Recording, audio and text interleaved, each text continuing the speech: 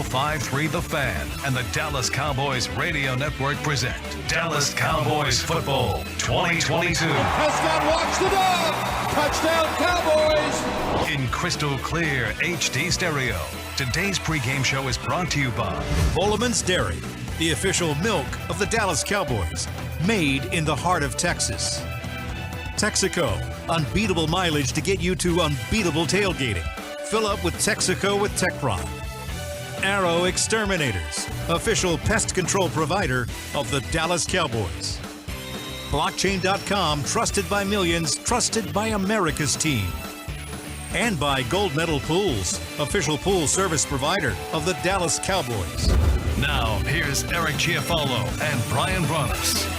The official Cowboys pregame party starts right now here on your home of the Cowboys, 105.3 The Fan. Great to have you in on a Cowboy game day, a thirsty Thursday night.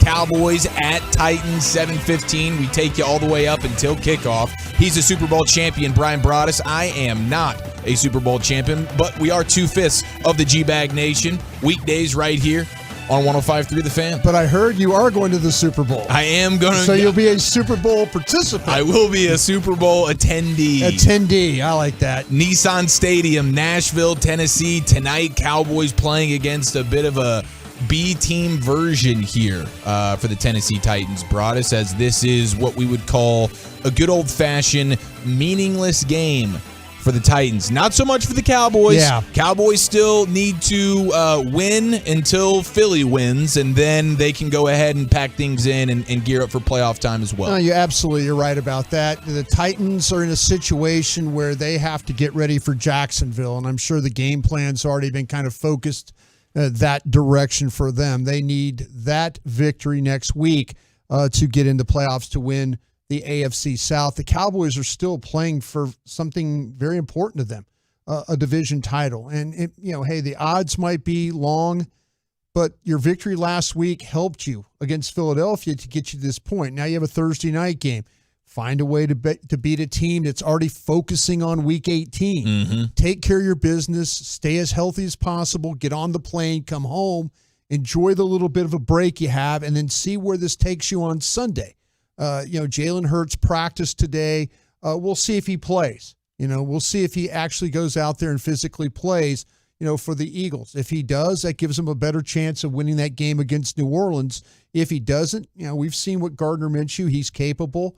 But that puts a little bit more pressure on the Eagles right there. They have got to find a way to win a game against New Orleans, who have not packed up the U-Hauls yet.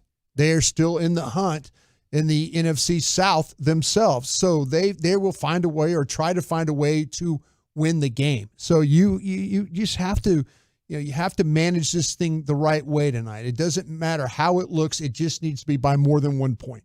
That's all that matters tonight for you if you're a Dallas Cowboys fan. And the Titans are going to be without a laundry list of players. We'll get to that. Tony Pollard will be a scratch tonight for the Cowboys offensively. So here comes Zeke and here comes Malik Davis. Plenty to discuss from that standpoint. Prime Video for the first time in Cowboy history. And they're going to be repping their Color Rush jerseys, debuting their new white alternate helmets for tonight's Thursday night outing versus the Titans. So going to be super fun. 877-881-1053, the number to text here on the official pregame show of America's team. What's on the menu tonight? What's the vibe like? Did we get out of work a little bit early? Did we play hooky in general, gearing up for tonight's kickoff?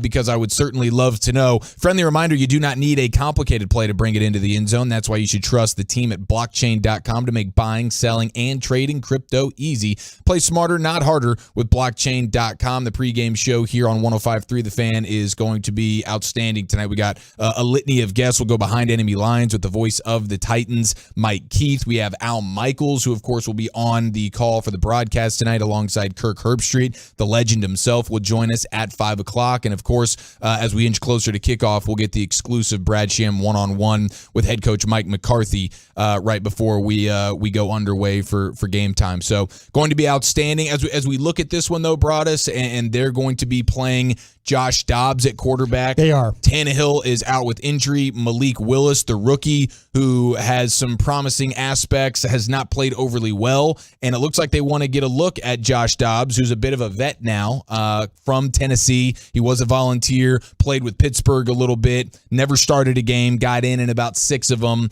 Hasn't been overly impressive. What can we expect from him in this Titans offense tonight? Well, you might actually see both quarterbacks play tonight. Oh, like the Texans did. A little bit, because the one thing that Malik Willis can do is he can run. He's a very good ball handler. He's nifty with the way he plays. He's just struggling right now throwing the football. And I when he was coming out of Liberty, he's a transfer from Auburn, and the tape from him at Liberty is him. It really is. It was really good tape. I was surprised he got selected in the 3rd round. Thought maybe he might be a little bit earlier than that, but this guy's a tremendous athlete. He can run with the football. He's elusive. He makes people miss. He's got that body armor to him. So you might be a situation with the Cowboys that you might look at what the Texans did to them, where all of a sudden it's Dobbs, then Willis, back and forth kind of a thing in certain down and distance situations, and try and use Willis as a guy that can make up for not playing with Derrick Henry tonight. Mm-hmm. So you got Dobbs. They want to see if Dobbs can throw the football. They're going to need some passing game in order to go into Jacksonville and win that game. They're going to need the ability to throw the football. Right now, they just don't think Malik Willis can do that. So Josh Dobbs will be the guy to go tonight. I wouldn't be surprised that at certain down and distances you see Malik Willis get in that game, run some power quarterback run, RPO stuff, anything that they can use him to try and make up for the lack of Derrick Henry not being in the lineup. That's right. Derrick Henry out. Of course, Tannehill is going to be out at quarterback as well. You have Jeffrey Simmons starting defensive tackle, who's a monster beast in the middle of that Titans defense. He is also out. Starting tackle, Nicholas Petit-Frere is out. Petit-Frere. Thank you. I appreciate that, Broadus. Safety, Amani Hooker out. Best pass rusher, Bud Dupree out. Best linebacker, Zach Cunningham out. Linebacker, Dylan Cole out. Defensive back Josh Thompson also out, and that's just to name a few. So this will be a Titans team that does not look like the usual Titans squad if you've been following this team in any way all season long. But what do you want to see from the Cowboys here? Is there anything in particular? Obviously a victory, obviously get out unscathed from an injury standpoint as best as you possibly can. But anything else that you would like to see from them on the heels of that victory on Christmas Eve over the Eagles? I'd like to continue to see them, deal with the way they have with the penalties, especially the pre-snap stuff, like that. That would be really, really good. Continue to find ways to get those turnovers, protect the football. Clean game from Dak would be really nice. Don't hold the ball. Don't let the rush, the backup rush or anything like that get to you tonight. Offensive line, I'd like to see a little bit from Tyron Smith. If you can, this is a team generally when they play all their starters on defense, they're very difficult to run the football on. If there's some backup guys in there tonight, which we'll see, I'd like to be able to see them have a little bit better consistency, staying ahead of the chains. Get Martin and get Tyron Smith together in this running game. The Cowboys are going to have to figure this out going forward. The loss with Steele, the running game to that side, felt like there was going to be a little bit more power over there. I think there is a little bit more power, but you just need to see it with the combination blocks, second level blocks. It'd be nice to see that ball going off that right side with the young tight ends getting some push, and then Martin and Smith working together, Biotis scooping that backside, and then them getting push and getting guys sealed off so that Zeke and the backs have an opportunity to run tonight. Yeah, and you mentioned the backs. It'll be Malik Davis getting some work tonight. I'd like to see similar to the way the Titans are running out Dobbs. Hey, let's see what we got here. Let's get a healthy helping of Malik Davis and try and spell Zeke as much as possible as well. Though he's obviously going to play, and you got to get the victory, and you got to play as hard as possible until you feel comfortable about a potential lead that you may have. But would love to see what Malik Davis is capable tonight with more of a workload. Yeah, that's the thing. And the one thing that we learned about Malik Davis was it was during the preseason games. It was hand him the ball, the ability to find the hole, attack the hole, finish the run. Tonight his job is when he gets opportunities to run tough, of course, that most backs do, but his job is to protect the football too. Don't let Tennessee get a cheap possession because you're running hard and they got the ball ripped out of your hands or something like that. Ball security tonight from Davis. Hey, even throwing him the football is not a bad option. It's not like throwing the ball to Tony Pollard, but you can throw this guy screens. We saw the Cowboys run a screen last week that actually looked timed up well enough to where it was a positive play. I'd like to see a little bit more of that. If you could swing it to him, hey, a little creative. How about some picks? How about some wheels? Stuff like that, kind of feature him a little bit, throwing him the football and also handing it to him. I like the sound of that. It is the official pregame show of the Dallas Cowboys, brought to you by Reliant and NRG Company. The Titans 0-5 in their last 5, and they are going to have the JV roster on the field tonight for them, as this game is a bit meaningless as they gear up for next week's season finale versus the Jaguars, and that's going to be for all the marbles. Defensively here, as we look at this Cowboys defense, I do want to note Micah Parsons will be playing with a bit of a heavy heart. He had to put his dog down, his dog Simba. He had to put down. He tweeted about it, so that's certainly heartbreaking. Anybody who's gone through that knows just how much of a nightmare that is emotionally for you. But what do we expect from him? The pass rush. They haven't had the sacks, but we've seen the pressure rates are still there for this front four for the Cowboys. Yeah, I don't think that the Titans are going to let them rush the passer all that much. We saw last week in that game the twist stunts that were just, they're materializing, and as they're twisting, ball is out. And with Gardner Minshew, we've seen that really the last several weeks. Teams are just not going to let Dallas tee off with them that pass rush. Now, if all of a sudden you get some negative plays, you're trying to run the ball and it then turns into a 2nd and 13, and then maybe you get a motion penalty. Now it's 2nd and 18. When the Cowboys get you in those long yardage situations, that's where they can sick the pass rush on you.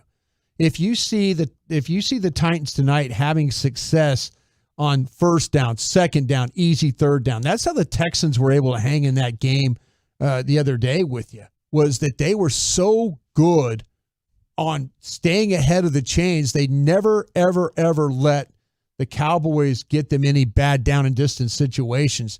If you're going to get that pass rush going tonight, it's going to have to be those types of plays. Now, what did you see from Nahshon Wright last week as we take a look at this Cowboys secondary? Yeah, it needs to be the guy who's the primary player in the nickel. And I mean, the nickel is likely not going to start. That'll be Bland. But when Bland kicks inside, you can use Nahshon Wright on the outside. He is, with the length that he has, the range that he has, he's a good tackler. So you got guys like Bland, Wilson, Wright. You've got guys that can tackle. Curse. You get Van Der Esch back. You got guys now that can tackle. See, that makes up for having a guy like Diggs who could kind of be a 50-50 tackler. Or, maybe he doesn't want to do that. So you could hide one guy if everybody else in the secondary is tackling well. I like the way that Wright's playing. I like the way that the physical nature he goes about his job. He's a super smart kid. And, I'm glad he's going to get the opportunity.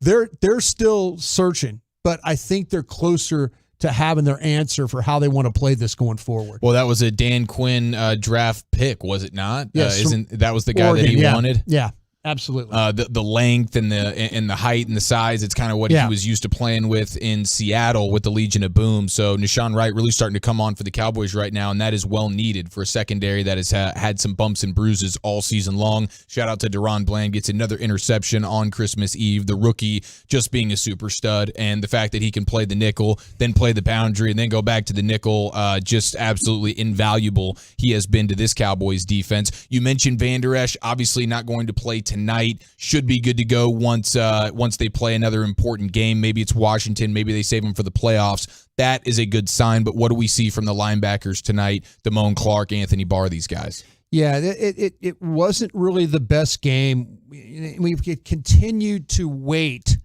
for that for Clark to bring that I know, and this is not the homer in me from LSU, but he was such a better player, and I know initially he didn't look as comfortable playing in the scheme, and there's still times where he doesn't look completely comfortable in coverage or where to fit or where to be or where to keep his eyes. And I think he misses when he was playing next to Van Der Esch. Van Der Esch is a really good communicator.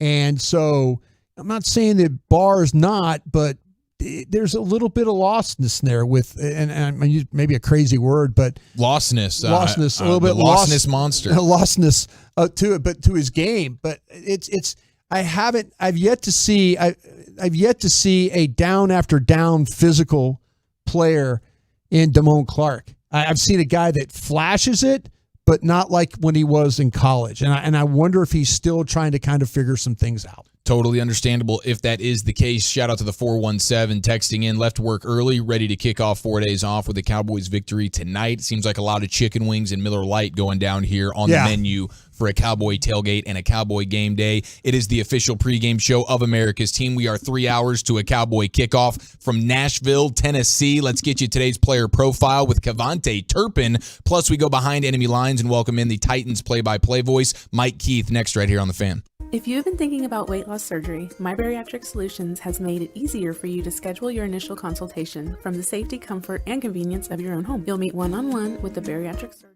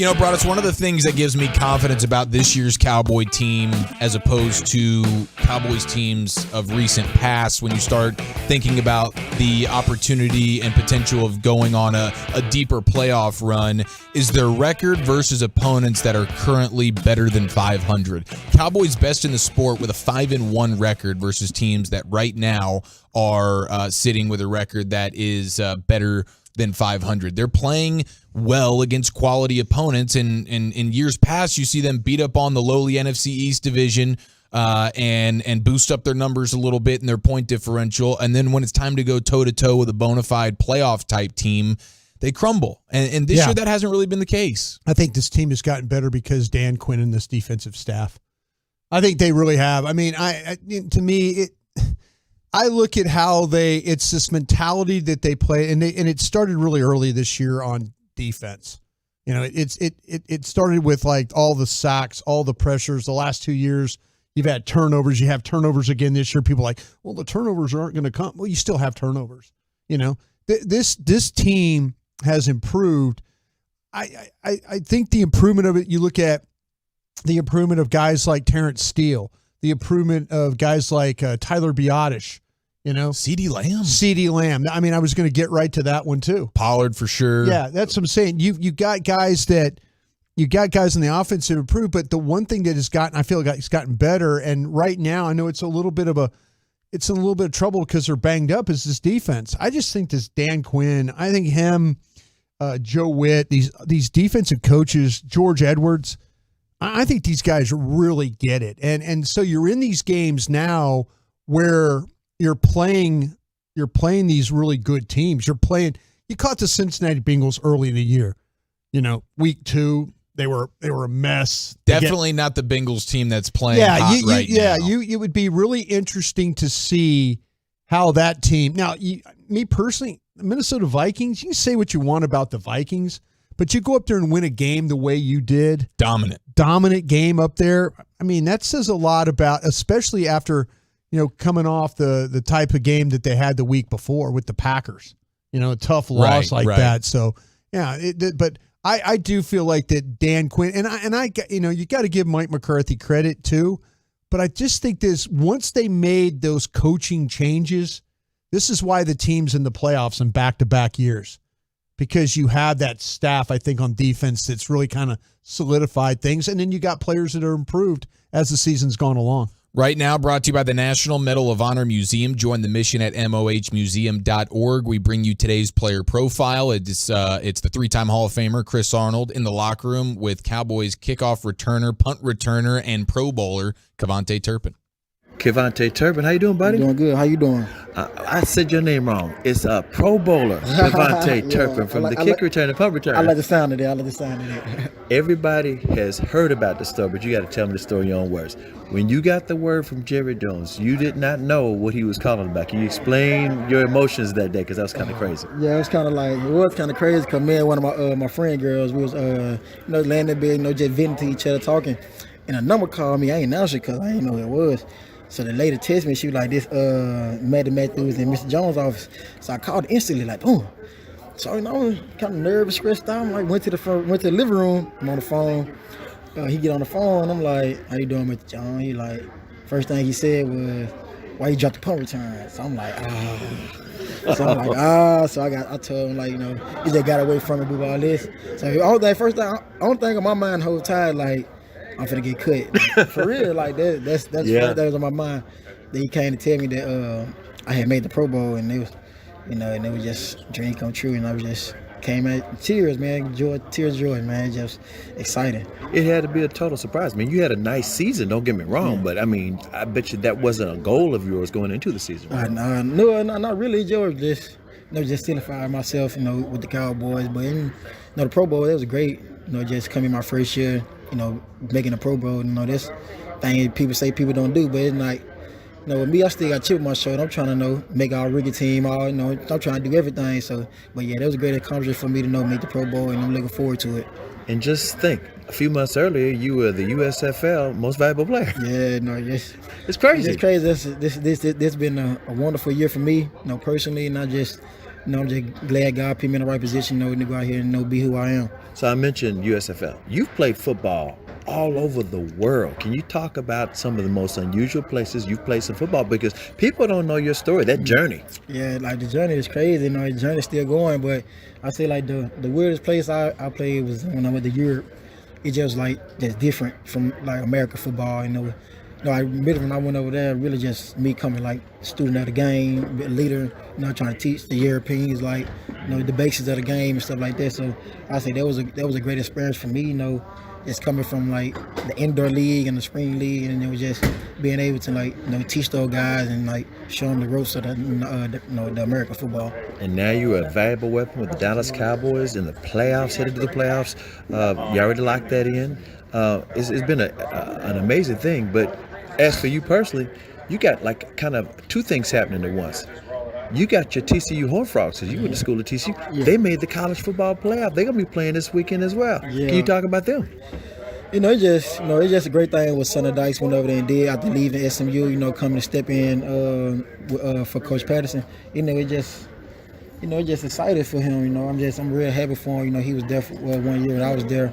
I'm just happy for him, go out there and really let TCU make the playoff for his first year coaching as a head coach.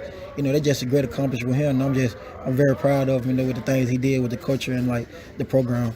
All right, before I let you go, we got to know your exact height and your weight, because you are a miracle in the NFL to a lot of people, and a lot of people aspire that everybody's got a chance. Yeah, I say I'm 5'8", 5'9", around that range. And right now, I played in the USFL, I was 160, 165 in that range. Right now, but right now I'm 155, 158 range right now. And finally, what's the game plan for tonight against Tennessee? You got any kind of thing you're looking for? You're going to try to break one off finally? Because I know you're looking for it every time. Real one. Yeah, man, yeah. Every time they give me a chance or a good kick, I'm just, go out there and try to make a play. That's what I do. I'm out there trying to make a big play. Basically change be a game changer for the Cowboys, and that's just what I'm here for the team. Oh, and one last thing. If you guys win the game and you have to do the victory celebration, the formation, you do a backflip, right? It's coming. It's coming. Just waiting on it. It's coming. Kavante. Yes, sir. Appreciate you. Thank you. There it is, Kavante Turpin with today's player profile. And now we head to Nissan Stadium in Nashville, Tennessee. We go behind enemy lines with the voice of the Titans, Mike Keith. Mike set of three receivers to the right. Going to give Henry a turn. He pitches it back to Tannehill. He throws deep right side. There's Westbrook. Akine 35, 30, 25, 20, 15, 10, 5, end zone. Touchdown! Titans! Oh, goodness! Return to sender! Yo! Yes! Yes! Oh, that's hell yes! Mike Keith, ladies and gentlemen, voice of the Titans, joins us now live from Nissan Stadium in Nashville, Tennessee. Mike, thank you so much for giving us some time tonight. How are we feeling on a night where it seems like, is this just, is it getting preseason game kind of vibes in this one? Well, Brian and Eric, I have to tell you, first of all, it feels great because it's 59 degrees. When we were here on Saturday, it was 20. Yeah. And that's the coldest game ever at Nissan Stadium. So before we even talk football, when you say, how you feeling? A lot better than Saturday. That was absolutely miserable. But Mike, busted out the Mike, long are you johns. one of those guys that leaves the window open? Because Brad Sham's guilty of that. I do preseason. Yeah. I do preseason games with Brad, and he's like, "We got to open these windows, Brian." And I'm like, "Okay, well, you're the boss." Yeah. You know, I refer to Brad Sham as Godfather, right? There you go. I do everything Brad Sham does. So of course, the windows are totally open. Absolutely, we're crazy. But I think you just have to get the feeling of the crowd. Sure. I think in the booths where the windows don't open, it makes it really difficult to sort of get a feel for how the game is really going. The crowd will often tell you when the big moments are, and I think that is just something that in terms of a radio broadcast especially is vitally important. It's what I grew up with. The guys that I looked up to, like Brad Sham, are the ones who, have always said that's the truth. And so that's my gospel, if you will. There you go. Hey, Mike, before we get into this football game, I was going to ask you, you have one of the most iconic calls for a touchdown. Do people ask you to do that on request, and do you sell, listen, I'll do this touchdown call for you. You got to pay me for it, though. Do you ever? I mean, because we do it. We replay touchdowns every Tuesday, TD Tuesday, Mike. TD Tuesday, and you are on it every single week for your calls. Well, thanks. Yeah. I appreciate that. Yeah. Is there a residual with that? Well, I shouldn't have said that to you, It's Mike, very because small, Mike. Yeah, it's My very, agent will be in touch. It's a rounding error on the direct deposit. Yeah, so here's the funny thing. I started my career with the University of Tennessee and the Vol Radio Network There with you the go. great John Ward. John Ward. And John Ward would say, touchdown Tennessee. Yeah. And so when I got this job, it was right in 98 when the Titans or when the Vols were winning the national championship. And so there was no way I was going to say touchdown Tennessee, or else you would have never found my body. They would have put me somewhere that you could have never found me. So touchdown Titans emanated from that. Some years we say touchdown Titans more than others, and that's been fun. But, yeah, I do get that some. I think it's hilarious. And what I generally do is I turn it around and I say, no, let me hear you do it because I'm sure you do it better. Touchdown! Because it's really loud. Titans! Yeah, we Well, do. so you do it better. See, nail that's, it? what, that's what we do. Well played. We yell it when you make the call. We yell it. We all turn and yell it because it's such a. There's your call, and then in Kansas City's another one. San Francisco. San Francisco. Kansas City. Yep. Yeah, there we go. But for the touchdown Titans, Mike, correct me if I'm wrong, it's all about holding that note on the touchdown, right? That's the key? I don't, I couldn't tell you. I guess it is. I mean, it's just if you ask me, it's just obnoxious. And my kids are like, hey, what are you doing, Pop? Could you not tone it down just a little bit? Come on. But I love it. I get excited. I can't help it. Yeah, it's all good. It really, really is. Okay, when we I remember the Cowboys played the Packers and got beat, and then the Packers played the Titans. And I'll tell you what, I was watching that all 22. That was an impressive game. But Mike, what's happened since then? I mean, it just seems like things have. Is it the injuries, the quarter? I mean, where can we start after that just great win at Lambeau Field to where we are now? Well, it was a physical domination at Lambeau Field on a Thursday night. Sure. And so you're 7-3 at that point. You've got extra rest. Not only are you thinking you're going to win the AFC South, but you're thinking, we might end up the number 1 seed here if things keep falling the right way. And the injuries have been a major factor because so many guys, especially the Tannehill situation, which, turned out to be a big deal because he did come back from the ankle injury. But the problem with Tannehill, it was a high ankle and it continued to bother him. He played pretty well. Defensively, the Titans have had major injuries in the back seven, and that has really crushed them. Up front, they've been pretty good all year. The defensive line has been excellent, but they've had a rotation at outside linebacker with Bud Dupree playing very little. Of course, they lost Harold Landry after he signed the big contract in the preseason. The inside linebackers have sort of shifted in and out all the time. David Long is out still right now. And then in the secondary, the only constant has been Kevin Byard. Everybody else has been a rotation. There were situations 2 weeks ago in a game where the Titans were in 6 defensive backs, and 4 of the players who were playing every snap in that package were not guys who were here for the first game. So and when you get into that situation, and when you start playing too many guys who came in the preceding Tuesday, it catches up with you. Right now, of the Titans 53, 22 of those players were either practice squad call-ups or guys who weren't here at the start of the year. That's over 40% of your roster. So I think the depth thing has shown up, along with some opponents. I mean, listen, Cincinnati's pretty good. As you guys know, Philadelphia's pretty doggone good too. Jacksonville has gotten good all at this time. And then to go to the Chargers and try to come back and then play against the Texans down even further with your backup quarterback, I mean, it's hit the Titans hard, and they've made a ton of self-inflicted mistakes. Lining up offside, not having the right guy on the line of scrimmage, holding on a 25-yard gain. It's been something all the time. And when you're so thin, you can't make those mistakes and give yourself a chance. Mike, when I know your spotter's guide, you probably had it already, and it was how early did you know about Josh Dobbs playing starting quarterback tonight for your team? I don't think I can answer that on the question that I might incriminate myself. Might have had an idea early in the week. Yeah, we were talking about it here because I was an NFL scout for 13 years, and I had buddies in Jacksonville, and they were calling me up like, "Hey, Brian, get ready. You're going to see Josh Dobbs play quarterback this week." And I was like, "Yeah, we really?" We didn't think that initially. I didn't until had a chance to look at a couple of practices and see what they were going to try to do. Joshua Dobbs is a guy. The last time he started a football game was actually here at Nissan Stadium in the 2016 Music City Bowl. He totaled 408 yards and 4 touchdowns as Tennessee beat Nebraska 38-24. He has 39 NFL snaps. Jeez. So he has less experience actually than Malik Willis does, but he's nearly 28 years old.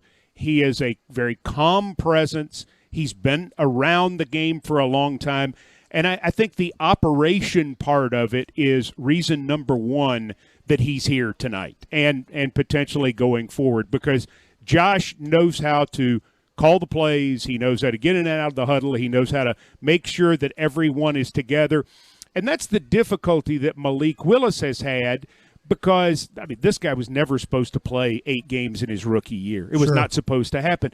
And it's kind of what we see, and you know this as a scout looking at quarterbacks today.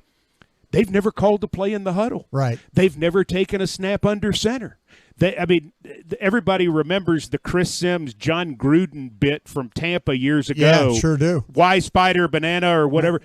That's the way those plays are really called. And if you've never called a play, it's like you've got to be kidding. And so for so many of these quarterbacks, it is so different. And Malik ran a system that was completely different. He was drafted on a skill set, knowing he needed some time. I don't think the Titans are giving up on him at all, but I think they're saying at this moment in time, Josh Dobbs is more of what we need because he's nearly 28 years old and he's been around the pro game for 6 years. And, Mike, one final thing before we let you get out of here. Who's starting at right tackle for you tonight?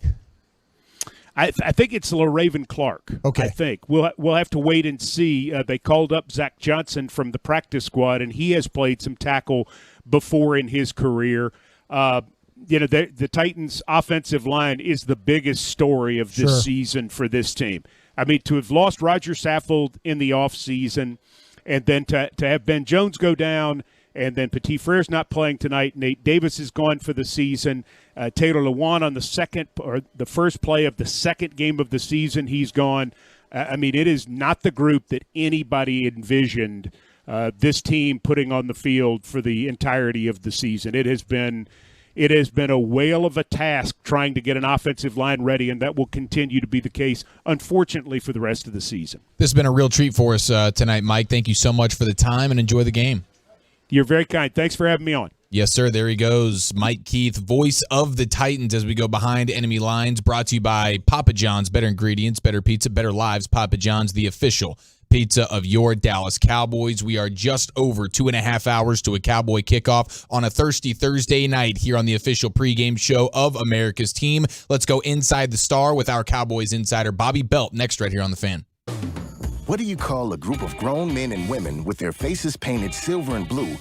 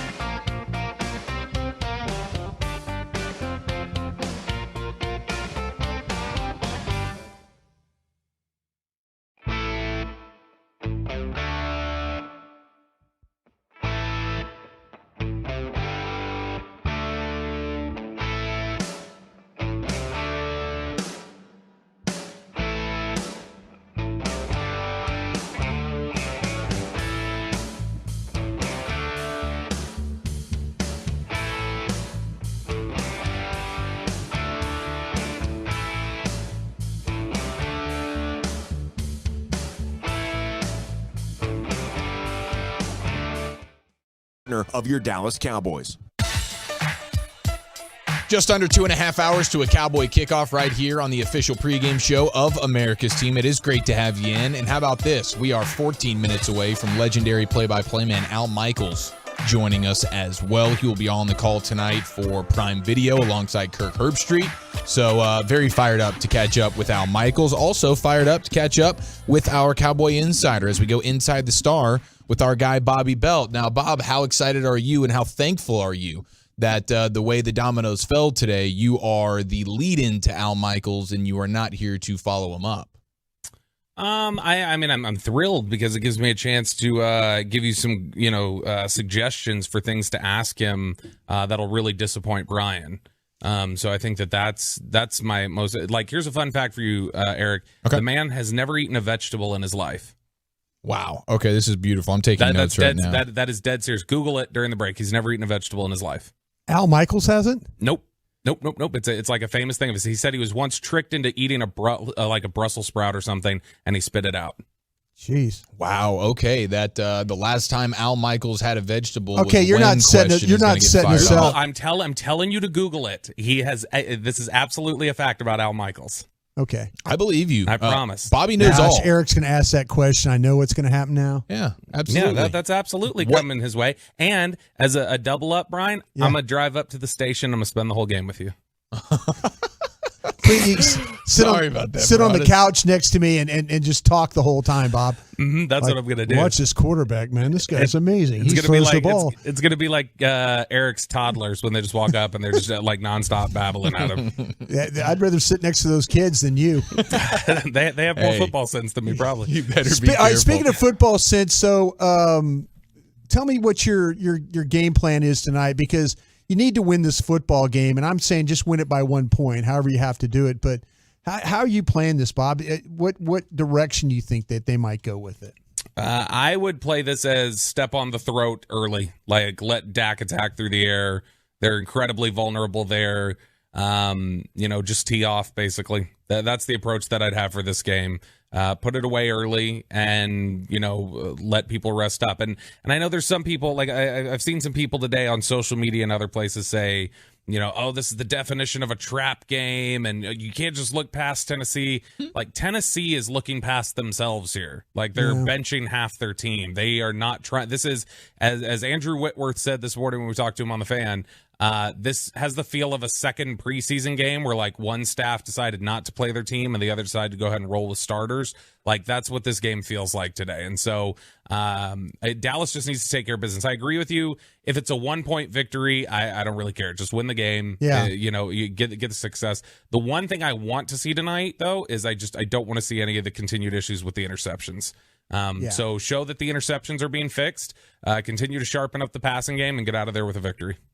Might we be talking about this game tomorrow as the Malik Davis game? I seriously doubt we'd talk about it in those terms, but we might be talking about it in terms of we have a better sense of what he can do on the football field, given that he's likely to get a little bit more action tonight than he has. But in terms of if they're leaning on him or anything like that to lead them to victory, I don't think we'll think of it in those terms. But definitely he'll be out there tonight. He'll have an opportunity to flash. I'm sure he will at times. He's a steady, good all-around football player who does everything that you need out of a running back: pass protect, catch the ball, run it. He's a good player, and I think that'll be on display tonight. Yeah, Bobby, you were telling me about this because this was something that goes all the way back to the draft, and you were saying, hey, listen, they've got this kid named Malik Davis. What do you know about him? And I'm like, he's not on my list of guys to do. And you kind of said, well, you might need to get on that one. And you got to. I mean, so what were your conversations about with the scouts at that time, or guys, or anybody that was telling you anything about the player? Yeah, I mean, most of what I was hearing out of it was kind of you could have a poor man's Ezekiel Elliott, or a discount Ezekiel Elliott in terms of one of the things they've always loved about Zeke is that he does everything. Like he is an absolute true definition of a complete back, and I think that's the thing they felt like was the case with Malik Davis. Does he have any single trait that's like a jaw dropper? No, but he's incredibly well-rounded, and so he can spell just about anybody in any role in the backfield. So if he needs to spell TP in certain situations, he can do it. If he needs to spell Zeke in certain situations, with his pass protecting and getting the tough yards, he can do that too. And so I think that's the thing that just really impressed them about him, was that he was just, there wasn't a real glaring weakness in his game. He didn't, he wasn't elite or excel at anything, but everything across the board was just really, really steady. Do you think we might see an expanded role for T.Y. Hilton?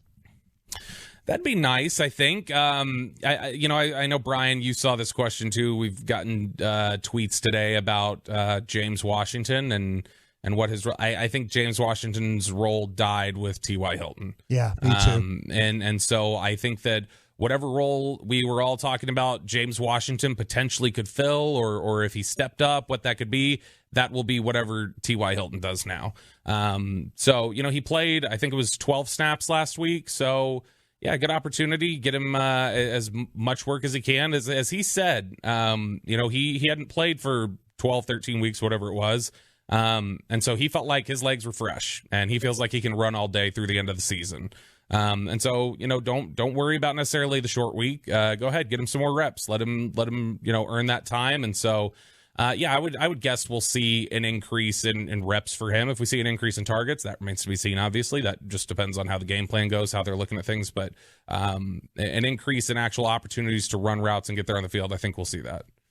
And are we feeling good about defensively, Parsons, front seven, guys like that playing? Like, how much do you feel like there could be a lead big enough at halftime that would have those guys not playing? Like a Parsons or a Tank? Or is this like maybe fourth quarter will sit you? Weren't they up 40 points and let Micah Parsons get hurt against Minnesota? So, I don't know that there's a lead big enough that they'll be able to pull Micah off the field. But look, and I know there's some people who disagree with this. I am of the belief, especially given how many people Tennessee's resting, I would not play Micah Parsons in this game.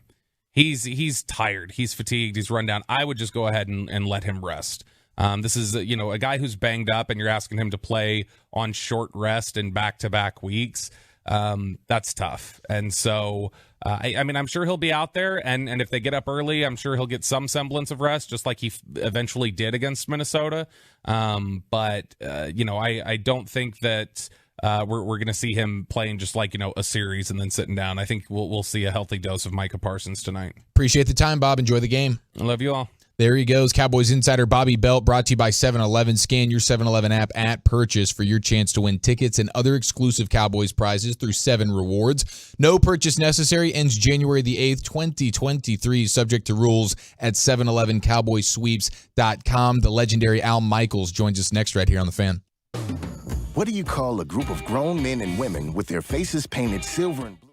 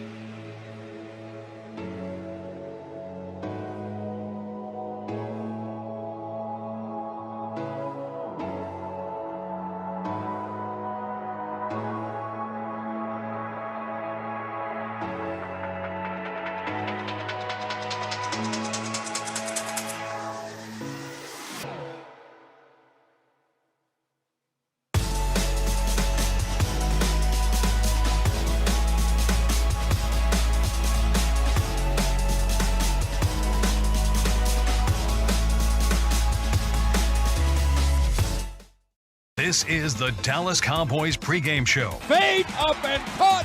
Touchdown, Dallas. Brought to you by Bell Nunnally, attorneys and counselors. Goody Goody Liquor, your store for discovering fine wine, craft beer, and premium spirits. Find a store at goodygoody.com. Papa John's, the official pizza of the Dallas Cowboys. Papa John's, better ingredients, better pizza. And by DallasCowboys.com. Keep track of the boys with daily podcasts and up-to-the-minute blogging at DallasCowboys.com and on the official Dallas Cowboys app. You know, when I signed on with ABC in 1977 full-time, the first assignment, I mean, they're going around the world doing this and that, and I can't wait. I hadn't been to Europe in my life at that point. I'm in my early 30s. They send out the assignment sheet. What's the first assignment I get at ABC? I'm doing the World Barrel Jumping Championships. in Northbrook, Illinois, a suburb of Chicago. I'm going, what the hell? Chris Schenkel's going over to St. Moritz, Frank Giffords in Kitzbühel. These other guys are in Japan. I'm going to freaking Northbrook, Illinois for barrel jumping. But at least, as somebody said to me, at least they gave you world barrel jumping, not regional barrel jumping. So I kind of broke into the big time. The legendary Al Michaels joining us now here on the official pregame show of America's Team as we are 2 hours and 15 minutes to a Cowboy kickoff. Al, can't thank you enough for giving us some time tonight. And I imagine a lot has changed for you personally and in this industry since that glorious day in 1977. Oh, for sure, guys, because Northbrook, Illinois led to my second assignment was actually St. Moritz. So I did get to go to Europe about 3 or 4 weeks later. Had a great time at Wide World, got to see the world, the perfect name for that show. And, now basically doing football for the last 37 years in the National Football League and a lot of baseball and all the rest. It's been a fantastic ride, and I feel very blessed. Al, and you've called so many great sporting events throughout your career. Where does calling a Dallas Cowboy game rank on those events that you've done? I've done so many of them and so many memorable ones. And there's always a special buzz when you do a Cowboy game. For better or worse or richer or poorer or whatever. And the fact that, they were stuck with the America's Team label. Some people love it. Some people mock it. But it is basically true. And in terms of ratings, through the years, you can't beat the Cowboys. The networks all want to have the Cowboys on as much as they possibly can. I know when Barry Horn was writing for the Morning News a number of years ago, he asked me, what would it take to get the Cowboys off the Sunday Night Football schedule? And I said, well, it would probably have to go 2-14, 5 years in a row, and move to Albuquerque.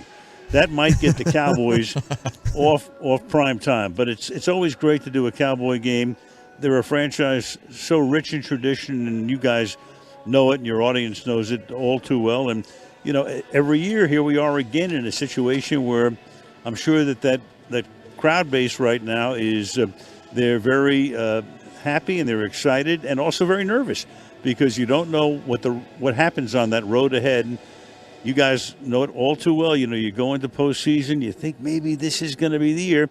Well, maybe this will be the year. We just don't know. And Al, you're such great friends with Jerry Jones. I know my years working with DallasCowboys.com and working the scouting department, I know that Jerry had this appreciation of you. And can you talk about that friendship and a little bit how it developed? Because every time when your name was brought up, I know he just lit up. Like, my gosh, this is the greatest gentleman in the world. How did that friendship start between you two? It actually started after Jerry bought the team in 1989. I went to the NFL owners meeting out in Palm Springs, and Jerry was there, and he was the new kid on the owners block. And I went up to him and introduced myself to him. And I said, I do Monday Night Football, and I've been going to Dallas for the last couple of years. And every time I go to Dallas, every column that I read says, Tom Landry's a wonderful man and was a wonderful coach, but his time is up. It is time to move on. So I said to Jerry, so I'm down there reading all of this every time I go to Dallas. So you do what they all wanted to have done, and now you're in the crosshairs. So right off the bat, that established, a kind of a rapport and the relationship began at that point. And then I've always had the utmost respect for Jerry and the family and what he's been able to do in terms of, the Cowboys were a major factor, a major team in the National Football League. Again, the America's team symbol was there even when Jerry took over. But to take this franchise and to take it where it is right now and to really kind of, in a way, back in the 90s, lift the league up by the bootstraps and tell the league, hey, guys, we're not maximizing what our value is. And then to go ahead and build that stadium, which is now 13 years old. I think we did the first game there back in 09. And I'll put that stadium up against any stadium at the age of 13. I mean, SoFi is fantastic in L.A. The stadium in Minnesota is great. But Jerry just does things right and in a first-class way. And I know how frustrating it is for him not to have had the success that he wants. But, if you're a fan of a team and you have an owner who's willing to do anything and everything, you can't ask for a lot more, even though it hasn't worked out exactly the way he had hoped. But he's the kind of guy that he just wants to win, and he dies when he doesn't. Now, you've worked with so many great broadcast partners through the years. How has it been with Kirk Herbstreit? We love him in the college football arena when he does that, and it was a great combination with you two. How's it been so far with you two working together?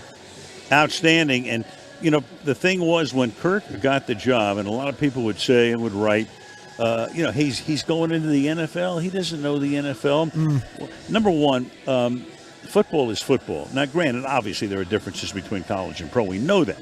He knows that too.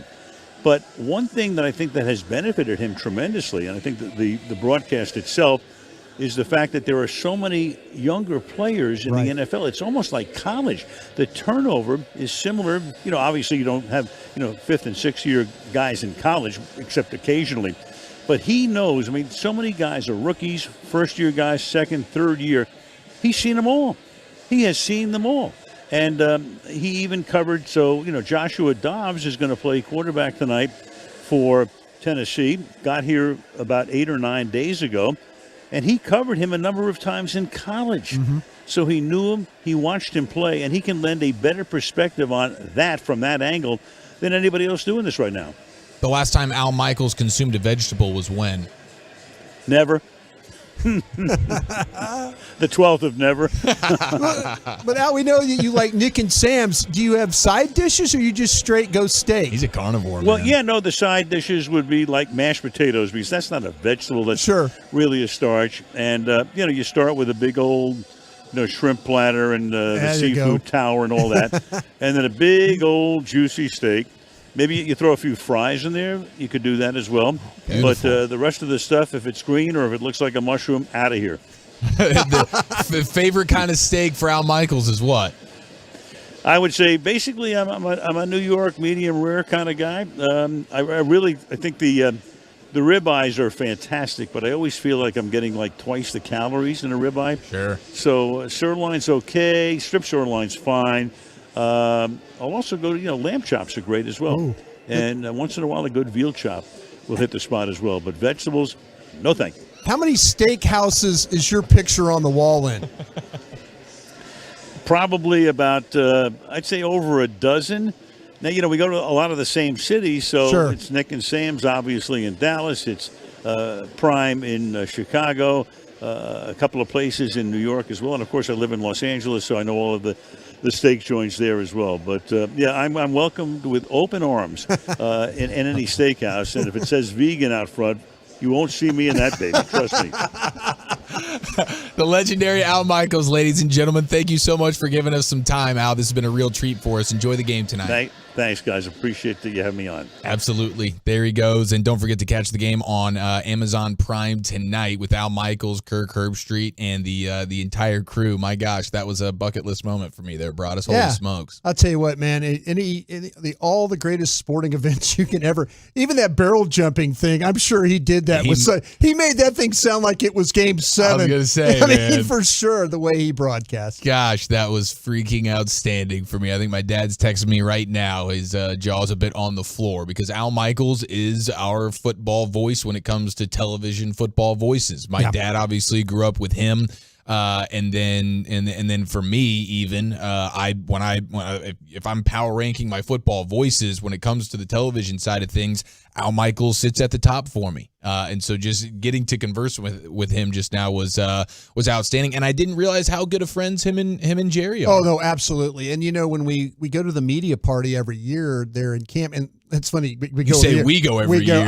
Last year I went because of you and Zach. Little DD and Brian brought us. I wanted you guys to have fun at the thing, but did we ever? He shows up, and you can literally go up to him and or you could just stand shoulder away and listen to the stories that he's telling. And he can't get away from anybody. He's holding court. Everybody wants to know, but yeah, he and Jerry Jones go way, way, way, way back. I had an idea, like I said. But every time you mention his name with the Cowboys and stuff like that, the Jones family just totally lights up. That's their guy. Al Michaels is their guy. Well, now I feel like he's my guy now. That was a real treat for us. It is the official pregame show of America's Team, brought to you by the Salvation Army. Love Beyond. Let's take a trip around the NFL and more specifically the NFC East here for a moment, Broadus. And it's still up for grabs. Cowboys, Eagles. Cowboys just beat the Eagles on Christmas Eve. And until the Eagles win a football game or the Cowboys lose a football game, the Cowboys have a shot to be the kings of the NFC Beast as it has been this year. Eagles quarterback Jalen Hurts was spotted at practice today for the first time since suffering that shoulder injury.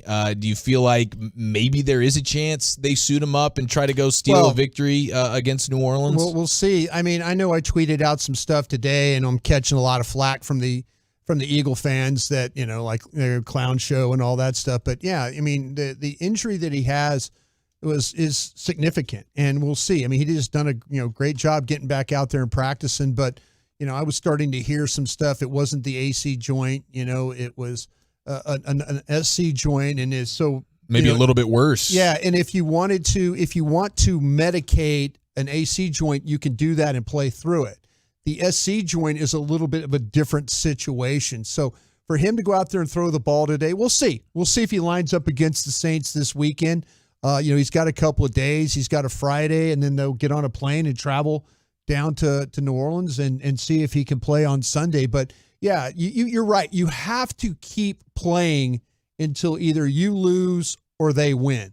And, you don't want to be that team that's, you're like, oh, we're going to rest everybody, and then you find out you lose a game here on a Thursday night to a team that's trying to look for a Week 18 matchup, and then all of a sudden Philadelphia – they don't play Jalen Hurts. The Saints beats them, and then now it's the Giants and Philadelphia with Jalen Hurts having to play in that game. And, they'll probably be a favorite at that, but you've got to keep playing until one of those things happens. And the Eagles are starting to deal with a little bit of attrition themselves with some injuries. And they're Lane Johnson, yeah. And how about this, man? Maddox. After consulting with numerous experts, you have Eagles Pro Bowl right tackle Lane Johnson putting off surgery on his torn adductor to rehab for 2 or 3 weeks, and then is planning on playing in the playoffs. It's absolutely wild. The adductors are a group of muscles mostly used for bringing the thighs together.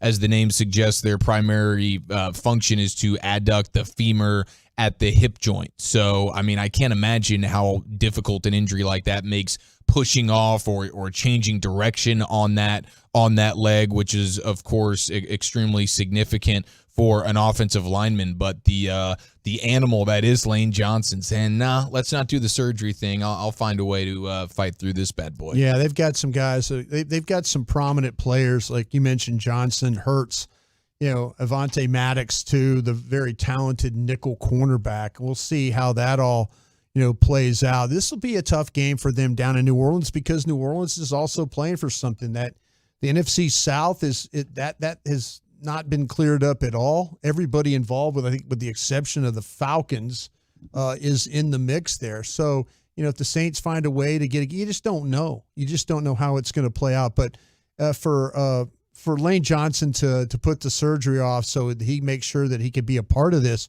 because I'm going to be real honest about this too, and I've said it a bunch. Jack Driscoll at right tackle for them is a very bad option, and we've seen that the last 2 times that the Cowboys, The Cowboys got the victory the other night in that game because of Driscoll playing right tackle and Fowler being able to rush.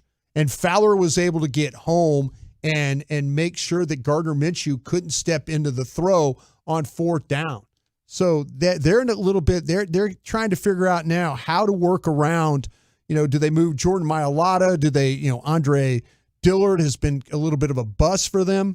Yeah, he's still on the team, but man, they're in a little bit of a bad spot losing Lane Johnson there. With NFL Game Pass, you'll never miss a game again. Enjoy full and condensed game replays from Week 1 to the Super Bowl. Babe Laufenberg will join us live from Nashville, Tennessee, Nissan Stadium here in just a few moments. But as we continue around the NFC East here, how about Carson Wentz getting the call back up to the starting spot here in place of the Green Lizard himself, Taylor Heineke, and the report from John Keim, who covers Washington with ESPN, saying that Wentz has no more guaranteed money over the final 2 years of his deal. So Washington could cut him without any cap penalty once the offseason arrives. But he notes that team sources say that the Commanders would prefer not to look for another quarterback this offseason, and that if Wentz plays well, winning the last 2 games and perhaps maybe one in the playoffs, then Washington could actually extend him and lower his cap hit in 2023. So Washington is basically saying, hey,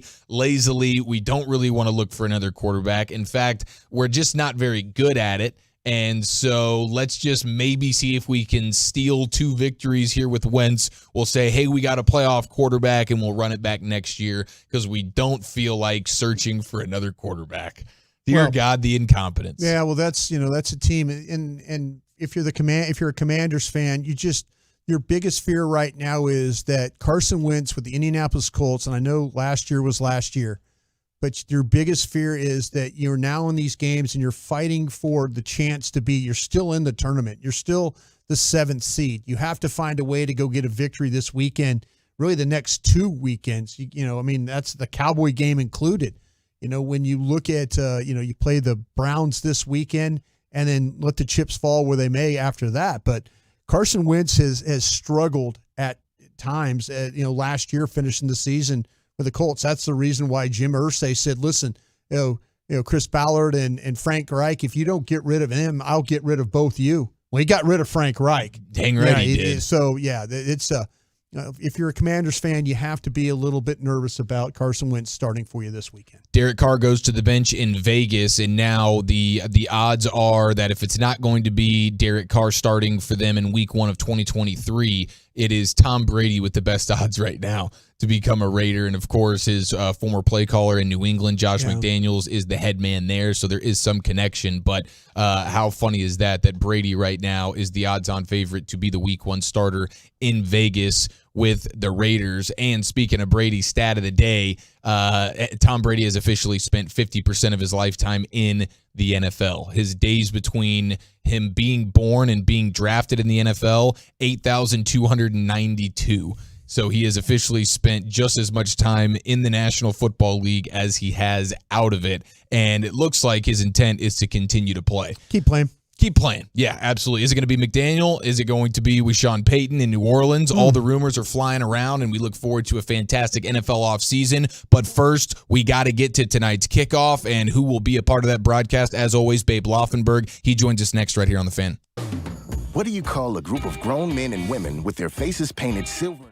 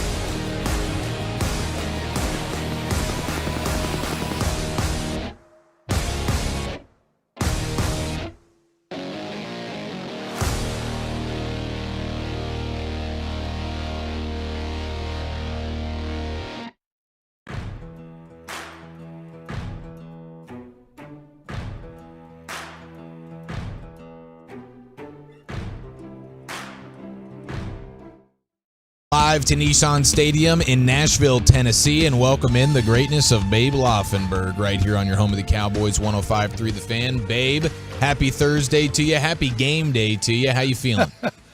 I'm feeling a little discombobulated, to be quite honest. You know, Tennessee is obviously sitting a whole lot of guys, and they're bringing up all these guys off the practice squad that you're kind of trying to familiarize yourself with. I was already, guys, to talk Malik Willis with you. Until they I think Dan Quinn's the same. Yeah, I think Dan Quinn's the same way, because it's I've seen reports from the field that they really didn't think about playing against Josh Dobbs tonight. So, Babe, you might be right along with them. Well, you know, one thing, too, though, unlike the Davis Mills against Houston, where they substituted quarterbacks there, you know, one was a passer, one was a runner. Both these guys can run. Sure. So at least you should schematically be prepared for him. Yeah, what are we expecting here from Josh Dobbs? What do we know about him? I mean, can't imagine there's much to look at. Well, honestly, he was a fourth-round pick. You guys have probably discussed this. He was a fourth-round pick of the Steelers, so they saw something in him. He was obviously a very good player at Tennessee. You know, he's only thrown 17 passes in the NFL, but doesn't mean he can't play. The bad thing is for him, he got here December 21. To the best of my knowledge, we're not even into January 1st yet. So, I mean, he's had a week to assimilate into this offense. He does have some of this offense in his background, because he came from Cleveland and had Kevin Stefanski there. So Kevin Stefanski, of course, came from the Minnesota tree, which is where their offensive coordinator here for Tennessee was in 2018, Todd Downing. So there's a little bit of familiarity he had talked about with the verbiage. So we'll just see. He's got a week. Hey, Baker did it in 2 days, right? Yeah. On a Thursday night. So what the heck? Absolutely. I know one thing, though, Babe. I was reaching out to all my pro scouts around the league. I'm saying, hey, thumbnail on this guy. They're expecting the movement game, the movement in the pocket, the simple throws, the boots, the screens, waggles, all that stuff. Tight end. They're also saying, listen, your defense hasn't proven they can prevent the double move. So get ready. You might get a double move pass. But other than that, everybody's saying, listen, it's probably going to be a pretty simplistic game plan for the Titans tonight. And I guess maybe that helps the Cowboys if they really haven't prepared, for a guy that might throw the football better than the guy that they anticipated starting. Yeah, and Malik Willis was struggling, and that's probably being kind. He just was overwhelmed. You watch the tape. He was overwhelmed in the games. And doesn't mean he won't be a good player one day, but not a very good player today. And it's funny, I'm down here. I'm looking at Joshua Dobbs. I'm in our booth. We have a very nice low angle. Oh, it's real low, Chicago low, right? Oh, but it's great. I mean, I can see the field. We're on the 30, and Josh Dobbs is on the 30. And all of his passes in warm-ups have been rollout, drop back, dash. There you go. He has yet in warm-ups to just – he's thrown about 10 balls that I've been watching. He has yet to just stand in the pocket and throw one. So I'm sure he's practicing a lot of what's going to happen going on in the game today. Babe Laufenberg with us here on the official pregame show of the Dallas Cowboys, brought to you by Miller Lite, the only beer of the Dallas Cowboys. It is Miller time. What do we think offensively here for the Cowboys tonight, Babe? From a rushing attack standpoint, no Tony Pollard, so it's Zeke, Malik Davis. And they're coming off their worst rushing game of the season against the Eagles. Yeah, and it's funny because Tennessee, not as presently constructed tonight, but they have been great against the run. They gave up 100 yards to Saquon Barkley in the first game, actually 164. They have not given up 70 to any rusher since then. They're 2 in the NFL in rush defense to only San Francisco. Now, that being said, 4 of their starting front 7 are out tonight. So while they were good against the run with those guys, we'll see what this next group, their second teamers, can do. But I do see the Cowboys trying to get that running game back going again tonight. Be surprised if they don't, and be surprised if they're not able to. Babe, I don't know if you've been in any of these situations before in your time in the league, but when a team is clearly not playing all their players and you're trying to win the game, is there kind of a little bit of a letdown there? I mean, or how do you guard against that letdown if there is, knowing that, hey, we're not going to see Jeffrey Simmons and we're not going to see Derrick Henry and we're not how do you give a sigh of relief, or do you, hey, we can't let this get away from us tonight? I know if you're a defensive corner for the Cowboys, you've got a sigh of relief that Derrick Henry isn't playing. Exactly. when they run a sweep and you don't have to tackle a 250-pound running back. But, I think everything is kind of still in front of the Cowboys. It is a long shot. Philly obviously has to lose too, but I think you have to go out and play this one to win. And I think everything will still be there. I think the sharpness, the effort. I don't think they're going to come out and say, well, they're sitting a bunch of guys, so we can take it easy. I don't feel like that'll be the approach of the players. Again, I think they want to put the pressure on Philly. Win tonight, and then you force Philly to win on Sunday. Babe, what's your confidence in this Cowboys team that they could make more of a playoff run this year than compared to Cowboys teams of recent past?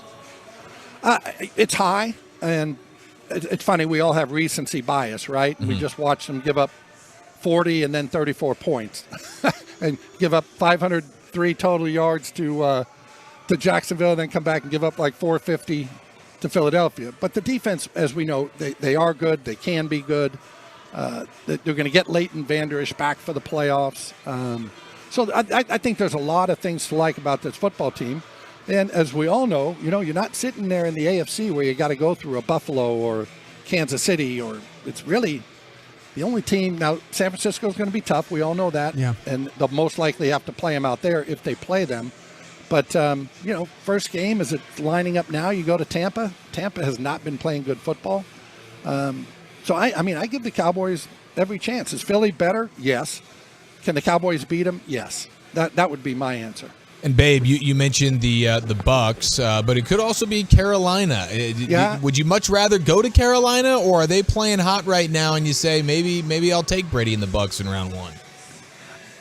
You say that now, but it's like all the people, they put up the signs in the stands, we want Bama. Yes.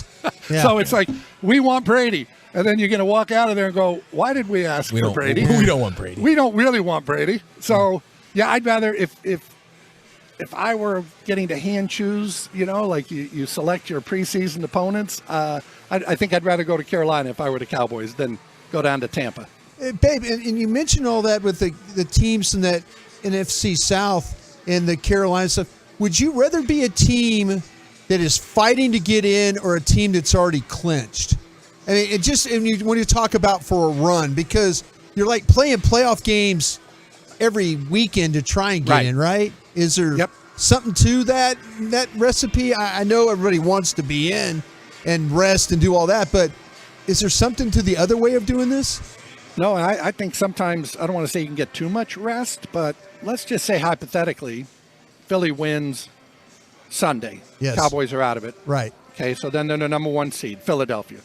They get that bye week, right? They get the first week off of the playoffs. Now you're in week 18. Do you really want to go 3 weeks before you had your starters out there for a game, Right. So I always do that. I was talking to Brad on the bus coming over. I like talking to Brad on the bus. Don't like it so much when we get to the game, but I like it on the bus. I get it. No, we can tell. Yeah, no, I'm no. But I always defer to the coaches, and you know this, Brian. Right. No, I don't know their football team the way those coaches know their football team. So I think there are times where a coach feels like, hey, I gotta play our guys. We gotta sharpen up. And I think there are times where you say, hey, we're beat up, we're tired, whatever it is, we're better off resting. So again, I always defer to the coaching staff on that, because we've seen coaches play it different ways.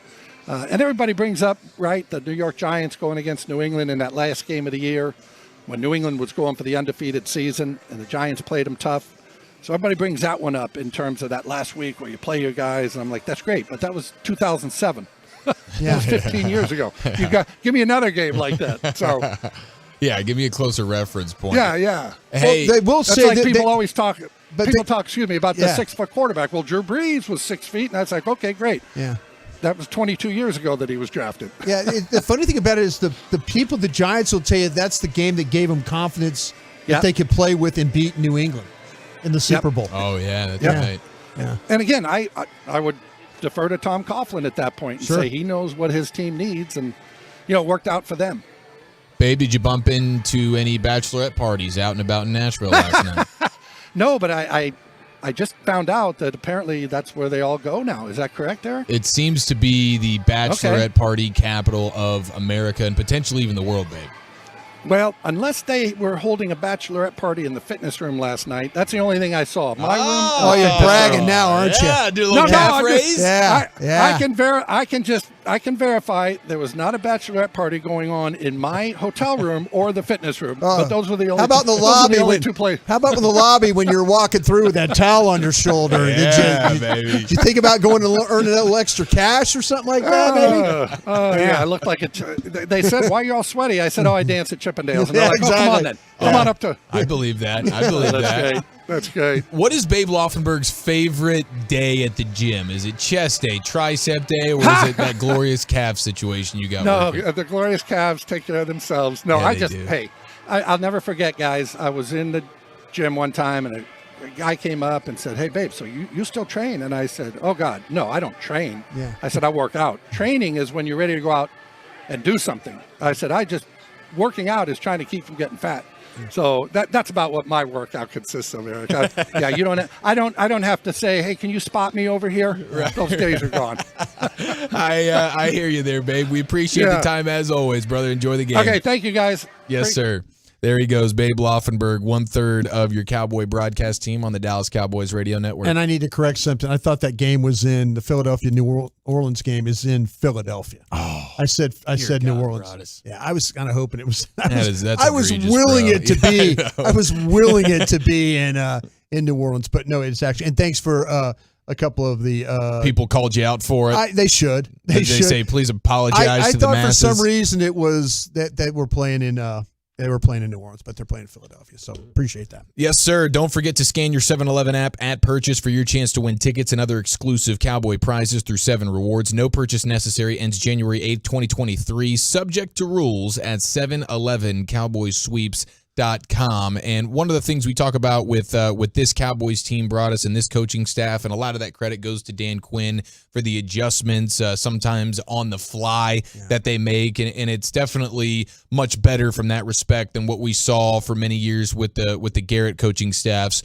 But we got to give credit to Kellen Moore as well, because Nate Tice had a great article in The Athletic in regards to what the Cowboys did offensively in the game against the Eagles on Saturday. And it has to do with, and this was probably a part of the game plan coming in, but you really saw it once the Cowboys couldn't run the football. They pivoted to more empty sets offensively, more so than what they have done all throughout this season. Of the 33 NFL quarterbacks to register 200 or more pass attempts through Week 15, Dak Prescott ranked 32nd, dead last in percentage of dropbacks that utilized an empty formation. So it's not something the Cowboys... I think they did it twice. I think I wrote it down twice or 3 times last week. Stretched over How many? Yeah, let's see. I usually write down when it's empty, and I thought there was a couple of times when I wrote empty. In the game? In the game. So in the game, they ended up doing it a handful more than even that. Than they normally do. Yeah, I think it was because sometimes they would line up initially in a single back or whatever, and then they motion out and create empty. I always write down empty because that kind of affects how the pass protection is. I remember doing that a couple of different times. Okay, cool. So that was something that they unveiled a little bit more than usual versus the Eagles, and it's because the Eagles are one of these NFL defenses, one of 4 actually, that plays either cover 4 or cover 6 on over 30% of the total snaps. And so what that does is the philosophy of like a quarters-based defense like the Eagles is to squeeze space for passing games, and they get bodies into the throwing lanes, or at the very least cause some hesitancy from quarterbacks to try to fit in those throws.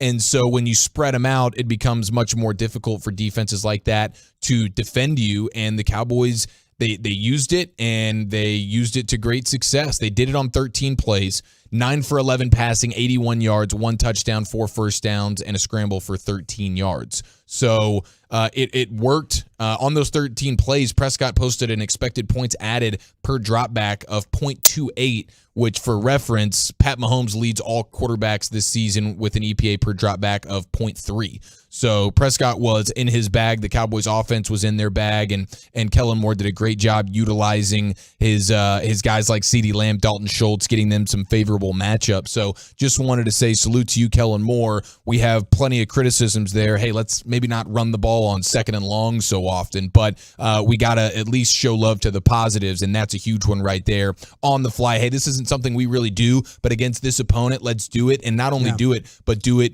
to great success. So that's certainly a positive as we continue to take a look at this Cowboys team. It is the official pregame show of America's team, and it's time to go back to Nashville, Tennessee. We go on to the turf of Nissan Stadium, and we welcome in Cowboys sideline reporter Christy Scales, and we get the scoop next right here on The Fan. Bell Nunnally has been committed to serving their clients for more than 4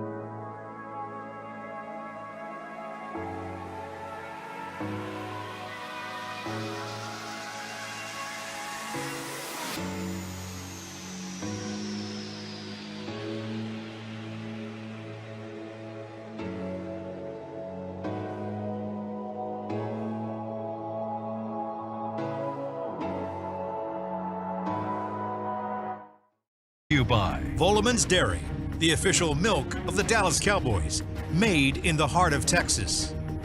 Texaco, unbeatable mileage to get you to unbeatable tailgating. Fill up with Texaco with TechProd. Arrow Exterminators, official pest control provider of the Dallas Cowboys. Blockchain.com, trusted by millions, trusted by America's team. And by Gold Medal Pools, official pool service provider of the Dallas Cowboys. 90 minutes to a Cowboy kickoff on a thirsty Thursday night, game night here on your home of America's team, 105.3 The Fan. We head back to Nashville, Tennessee, and on the field of Nissan Stadium is Cowboys sideline reporter Christy Scales joining us now, brought to you by AT&T, the official 5G innovation partner of the Dallas Cowboys. Christy, happy game night. How we doing? We're doing great. Very mild tonight. It was raining this afternoon in Nashville, but it's in the mid to upper 50s right now and no wind. And although the turf is a little bit soft, it's a natural grass field here at Nissan Stadium, a Bermuda sod.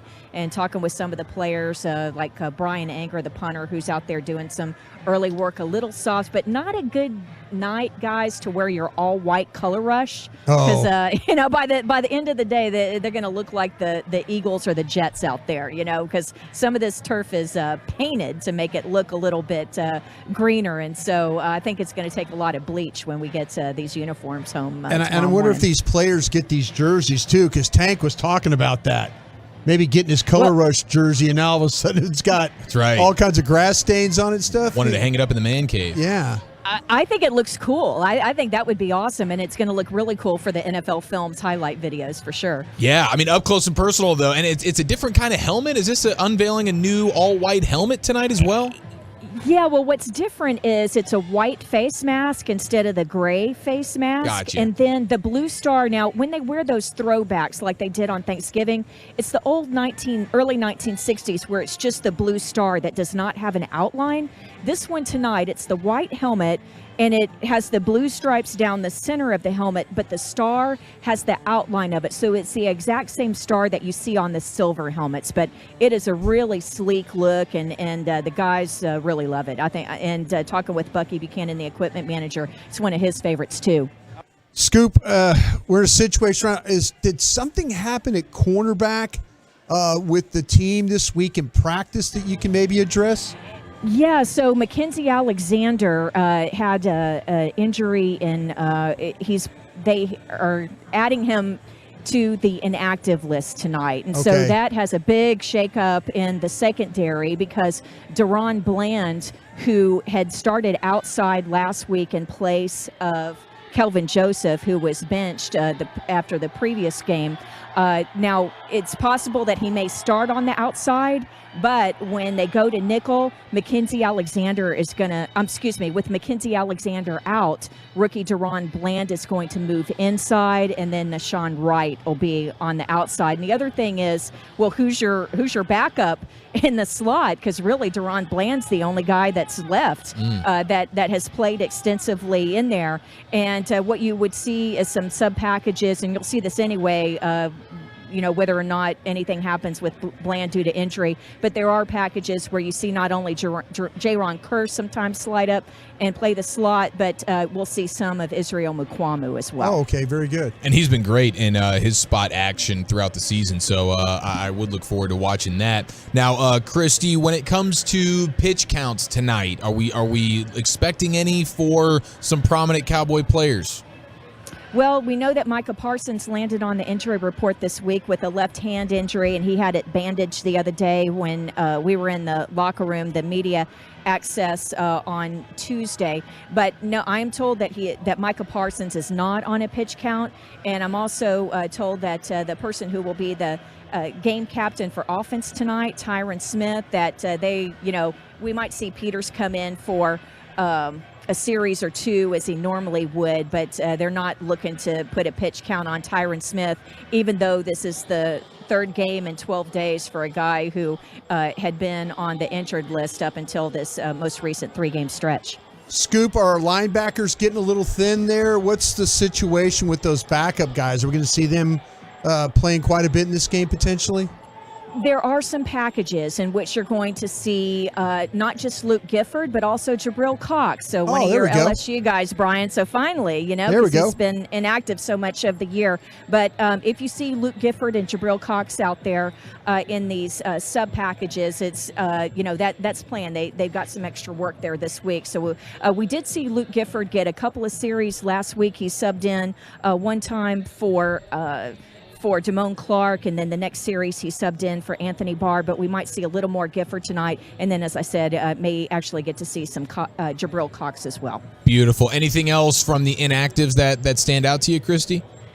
No, obviously Leighton Vander Esch, Tony Pollard just needing 12 yards to get to 1,000, but it's like, hey, he'll get it next week. It is kind of fun, though, because with Quadri Olison getting elevated from the practice squad, I was looking at some highlights of his this week in anticipation if Pollard was not able to play, and it was fun looking at some of the old highlights, and even when he was drafted, he was drafted by the Atlanta Falcons, and so when he got the phone call saying, hey, coach, guess who was on the other end of the line?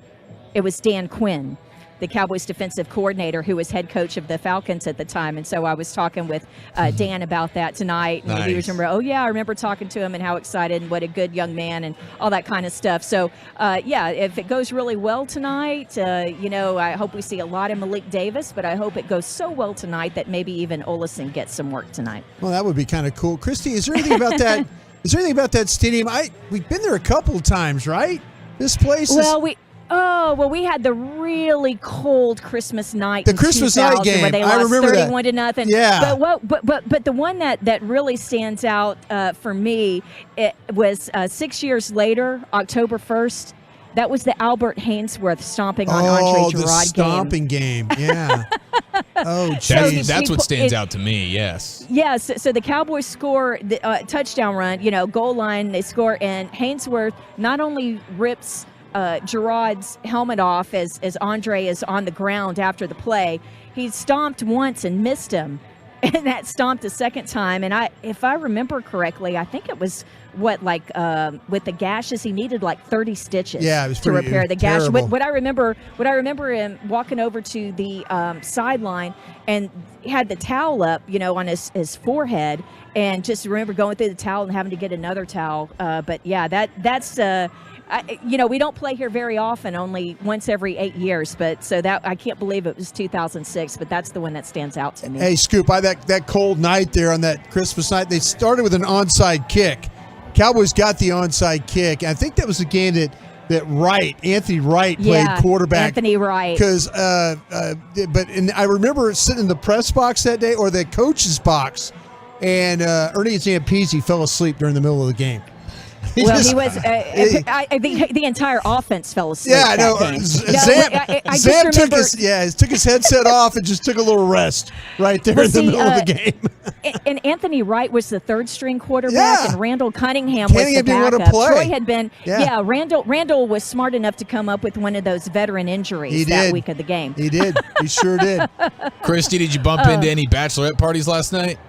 Oh, my gosh. What a happening place. Oh, and I'm told that was nothing last night. I thought it was really crowded, and I'm told, you should see it on a weekend. But it's fantastic, all the live music. I mean, you can't walk 10 feet without getting to the next bar or, honky-tonk or whatever. So I love it. I think it's fantastic. Unfortunately, there was no one performing at the Grand Ole Opry this week, nor at the Ryman, just because No, but I did go to the Country Music Hall of Fame today, and of course they have not only the display for Minnie, but they have actually the set for part of it for Hee Haw out in the cornfield. Yeah. So they got Grandpa's, they got his coveralls and all that kind of stuff, and Lulu and all that kind of people. So so that was a lot of fun. But I just wish we were last time. The 3 other times that we've played here that I can remember, we've gone to the Grand Ole Opry, but unfortunately they were dark this week, the week after Christmas. Well, bummer. Christy, we always appreciate the time. Thank you so much, and we look forward to catching up with you next hour. Thanks, Eric. Thanks, Brian. Yes, ma'am. There she goes. Cowboys sideline reporter Christy Scales, brought to you by Papa John's. Better ingredients, better pizza, better lives. Papa John's, the official pizza of your Dallas Cowboys, as we continue the countdown to kickoff, Cowboys and Titans. Thursday night football. I'm excited to see these uniforms popping. I'm seeing some photos. This is going to be nice, and I know Tank Lawrence has been excited about this as well when he joins us in the G-Bag Nation the other day. He was very excited, and like I said, Christy, these things might be a shade of green when it's all said and done with that. This reminds me, you talk about painted sand. It reminds me of the Coliseum. Oh, the old baseball field. Yeah, painted. Yeah, the painted fields. Yeah, this might not be good. Yeah, hopefully we can keep at least Dak Prescott's uniform clean tonight. That would be fantastic. All right, it is the official pregame show of America's team, taking you right up until kickoff, as we are just over an hour to a Cowboy kickoff in Nashville. Let's continue to break down this game and get you set for Cowboys Titans coming up next right here on The Fan. Papa John's is the official pizza of the Dallas Cowboys. All Cowboy season long, you can order the Star Special, a large...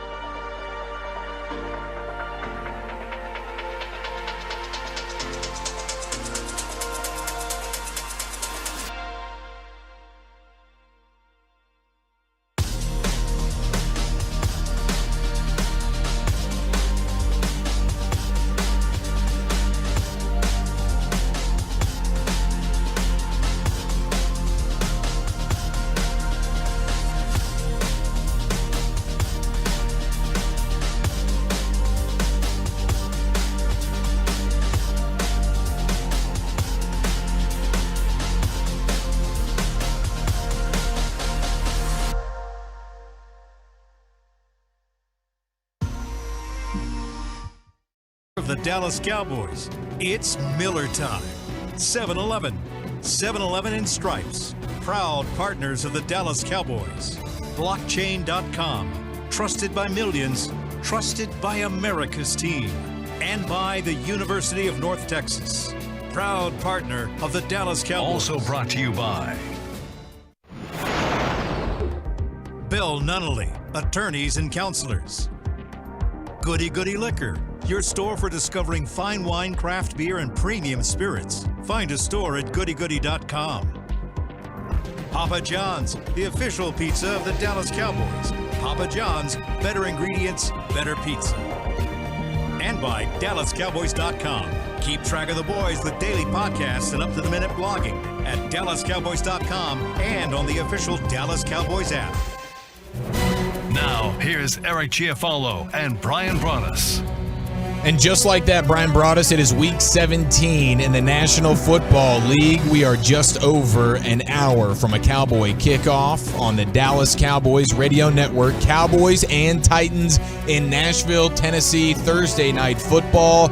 And there is meaning for the Cowboys here, not so much for these Tennessee Titans. Looking forward to breaking this one down over the next hour or so. And it's an absolutely loaded hour, as always. We'll get you Brad Sham's exclusive one-on-one with Cowboys head coach Mike McCarthy coming up in just a few minutes. Of course, the view from the owner's box as well from Nissan Stadium in Nashville, Tennessee. Cowboys rocking some Color Rush uniforms, brand new all-white helmet, going to be looking fantastic, and it'll look even better if they come away with this thing holding up that victory. So, Broaddus, as we look into this matchup here, Josh Dobbs getting the start at quarterback, surprisingly, not only to us, but maybe even to Dan Quinn in this defensive side of the ball. Yeah, we talked about this this week. There's a couple of different platforms I get to work on with with my family here at 105.3, and then my guys and gals at DallasCowboys.com. And there was some guys around the league that were saying, "Listen, you're probably going to see Josh Dobbs," and I was kind of thinking, really.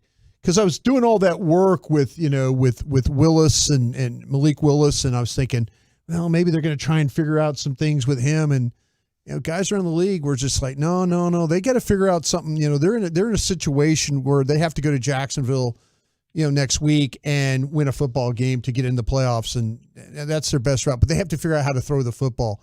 And Malik Willis hasn't been able. He's just at best been a 50% passer. Now, I wouldn't be surprised tonight if we see what the Titans would do what the Texans did with the two quarterback system. And maybe you bring Malik Willis in for some running situation stuff because he is very capable. He's got the body armor. He's got the toughness. He's elusive in the way. So all of a sudden, if you find ways to just arm tackle, that's not going to get it done. They're going to have to come up with a way to make up for the loss, and I say the loss, or Derrick Henry not playing tonight. Mm-hmm. They've got to figure out a way. Hassan Haskins and Julius Chestnut and those guys, I mean, we'll see. Those are not household names right there for you to have to deal with, but their offense depends a lot on Derrick Henry, and they're going to have to make that up somehow. So you could see with Dobbs, he's very capable of the read option stuff, talking to people around the league. He's mobile. The read option, very smart, good ball handler, can get away from the rush. But that's the movement of the pocket is going to be big. So Dallas is going to have to be ready for the boots and the waggles, the things that we talk about, the tight end passes, simple passes, screens, things like that. I think it's going to be a really simple game plan, and I guarantee you they're going to try and take a shot down the field to see on Diggs to see if the double move stuff might work on him. They've given up some big plays the last couple of weeks with those shots. Dobbs is the one guy that can get that ball down the field. Dobbs, a Tennessee Volunteer, then went to Pittsburgh, played with the Steelers, played in 6 games, no starts. He went 10 of 17, 59% completion percentage, 45 yards, no touchdowns, 1 interception, and a passer rating of 39.1. So I believe Malik Willis, the rookie, actually has played more snaps than even Josh Dobbs has throughout his career, but it'll be certainly interesting to see what he brings to the table as we continue diving into the preview here, brought to you by Sleep Number, the official sleep and wellness partner of the Dallas Cowboys. You mentioned no Derrick Henry, no Christian Fulton, no Josh Thompson, no Amani Hooker, Dylan Cole. Offensive linemen are out, defensive linemen, some of the best in the sport when you talk about Jeffrey Simmons, also inactive tonight for the Titans, who are playing virtually a meaningless game and gearing up for their game next week in the season finale versus division foe, the Jacksonville Jaguars. So definitely not the same Titans team that you would expected to have seen last week or a few weeks ago. But not only is it no Derrick Henry, when you talk about running backs, no Tony Pollard for the Cowboys tonight, dealing with the thigh issues. So it's Zeke and Malik Davis. How does that change things for the Cowboys offensively tonight? Well, that's, I think that what they want to do is you want to be able to stay ahead of the chain. So running the ball is part of that. We've seen the things with Zeke, and what he's looking, I think, very, very good. The one thing that the Tony Pollard, him and Tony getting work back and forth has been, it's helped keep Zeke fresh. And he was able to sit out a couple of games too. He didn't play through an injury like he did last year.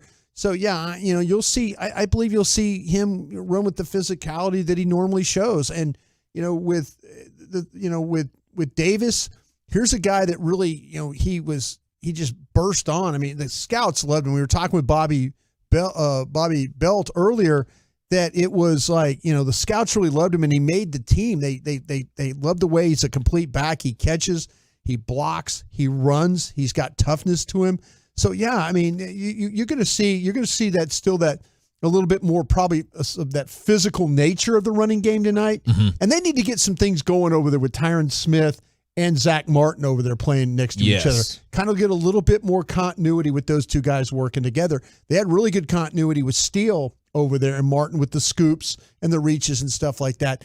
Would be good to see them kind of build on the working together and kind of take it up to a little bit better level. Yeah, because the Cowboys are coming off their worst rushing performance Philly will do that to you. Yeah, Philly will do that to you, no question about it. But despite that, as we go inside the numbers here, brought to you by Papa John's, the official pizza of the Dallas Cowboys. Better ingredients, better pizza. It is Papa John's. Despite the lack of rushing attack, the Cowboys able to score a ton of points last week. And my number for you today here, Broadus, is since Dak Prescott returned from the thumb injury in Week 7, Cowboys are posting a league best 55.7% success rate on third down, the money down in the NFL, and they've been able to extend drives. And it was extremely apparent on Saturday, Christmas Eve versus the Eagles, where they can't run the ball to save their lives. They continue to try and do so on early downs, finding themselves in second and third and longs, and the passing game continued to rise to the occasion. Yeah, that's the thing about it is, when they've, it's funny because I was just watching up on the screen here. I was watching Josh Dobbs throw the ball, and Babe's right. It's like the rollout and movement and the stuff.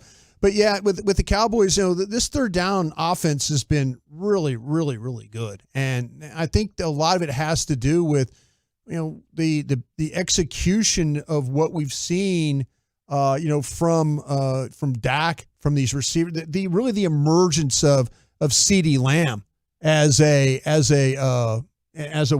a number one wide receiver. Mm-hmm. So he's been a beast. Yeah, and then they're finding a way to get the young guys involved. I mean, Schultz is still having the ability to catch ball, but Dak has done a really nice job of finding open receivers and then making defenses pay. With a lot of their movement, and I mean the movement with like CD moving around and getting into some different opportunities that way. And then when you start discussing the idea of the defense and showing up tonight, of course, I mean, this would be one of those games where, hey, if the defense doesn't show that they are back to somewhat close to their dominant performance, I think we could start to be concerned a little bit. Well, yeah, it's you still are playing without guys. You're still playing without your middle linebacker with Leighton Vander Esch. I think he's been one of those guys that throughout the season everybody was very critical of, and then all of a sudden it's like, whoa, you don't have Leighton Vander Esch playing in the middle. The run defense looks a little different. Oh, we look a little bit different in pass coverage. Oh, wait, the blitz isn't getting home. Well, why not? And I think Leighton Vander Esch has been very, very underrated, and now fans realize that, wow, you need to have Leighton Vander Esch playing. So definitely, I want to apologize to him. This Cowboy defense tonight, what they need to show is they need to show the ability to choke that run game. Don't let things fool them in this game tonight. Don't let the quarterback runs, the options, things like that fool you. Tackle well, get to the ball. There's going to be a lot of, Christy was even talking about it, there's going to be a lot of young guys, playing in these backup linebackers. Clark, Cox, the LSU, guys. I mean, we haven't seen really Cox play all year. Mm-hmm. I mean, maybe some special team stuff and all that. And so people have been kind of asking, well, where is he? Where is this guy? So tonight you're going to probably get an opportunity. So yeah, you don't want to go out there and defensively just give up big plays. I'd like to see things happen for you at cornerback. I'd like to see Wright and McQuamu and those guys, if they get opportunities, to show up and then be those guys that, because probably next week, depending on what happens, they might be the starters against, the Commanders when it's a game that might not mean anything. Mm-hmm. But you're going to need those guys in the playoffs. They're going to have to step up and make some plays for you. We're 64 minutes to a Cowboy kickoff here on the official pregame show of America's Team. Let's get you tonight's Coach's Corner with Brad Shem, his exclusive one-on-one with Cowboys head coach Mike McCarthy, live from Nashville, Tennessee. Coming up next, you're listening to the Dallas Cowboys Radio Network. What do you call a group of grown men and women with their faces painted silver and blue?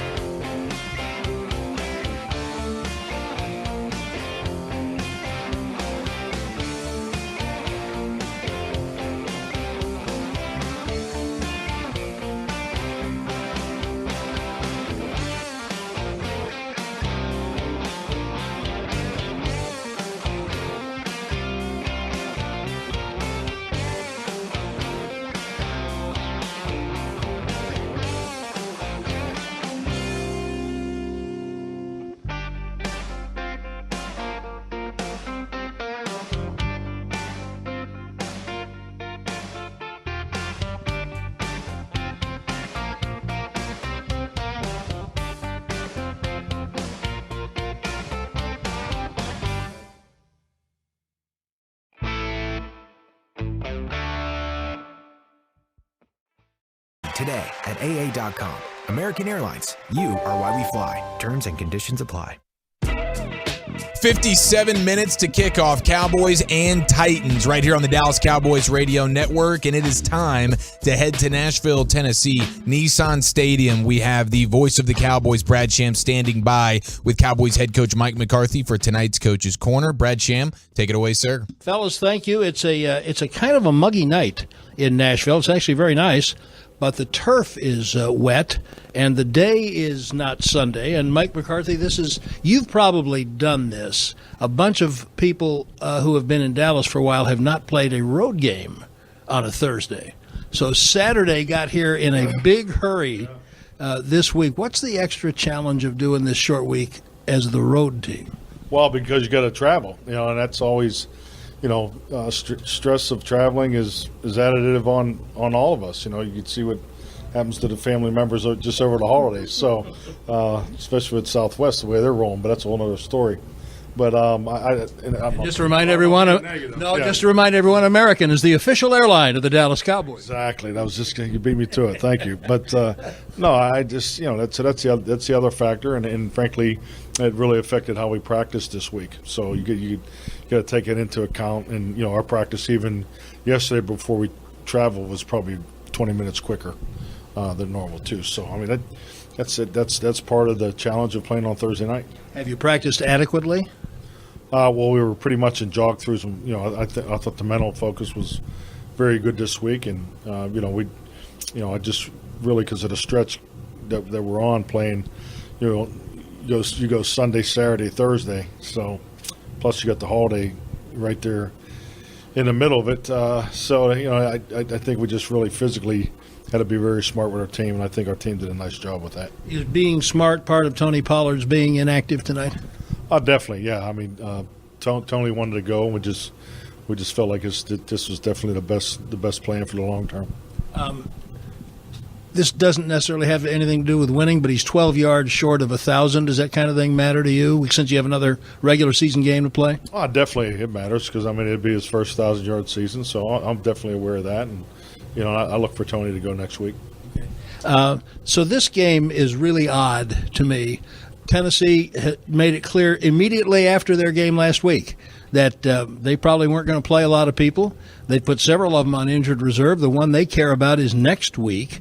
That feels trappish to me for the team coming in to play them. Tell me about that. Yeah, it's the Jedi mind trick. But no, I think just like anything, it's pro football, and more importantly, it's the National Football League. And I'm just not trying to be coach speak here, but you really have to keep it about yourself. And, we're playing for confidence. We're playing for wins, obviously, but we're playing for confidence, momentum, improvement, just all the basics. And that's really been our message all week. We can't be concerned on who lines up, what their number is. They're going to have a different jersey on, a different helmet, and that's all we care about. And, we'll play to the recognition. They're going to have a number of new players that we haven't really haven't competed with, and so but the whole team's that way. There's only I think 4 players on the whole roster that competed against each other 4 years ago. So this is an uncommon opponent. Any way you shake it, whether they made changes today or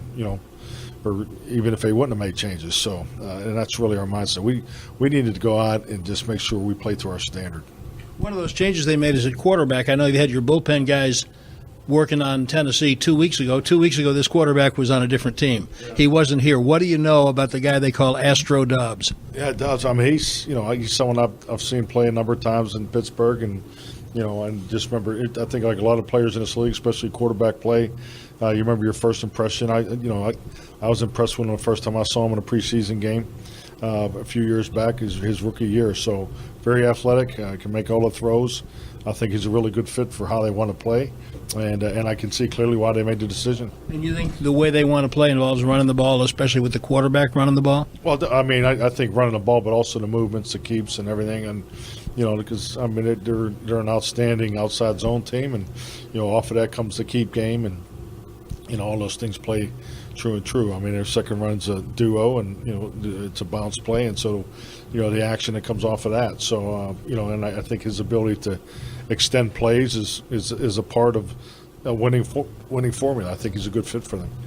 Dan Quinn indicated last week that some of the things he hoped to do in looking at players in the secondary were from here through the end of next week's game, whenever that is, would be involved in trying to decide what was the best thing to do in the playoffs. So how much of what we're going to see tonight has to do with testing recipes?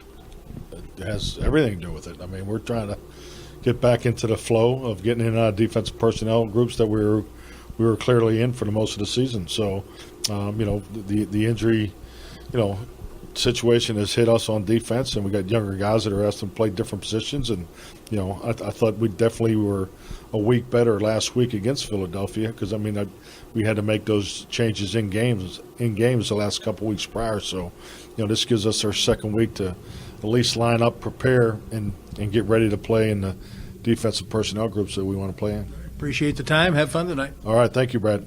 Fellas, back to you.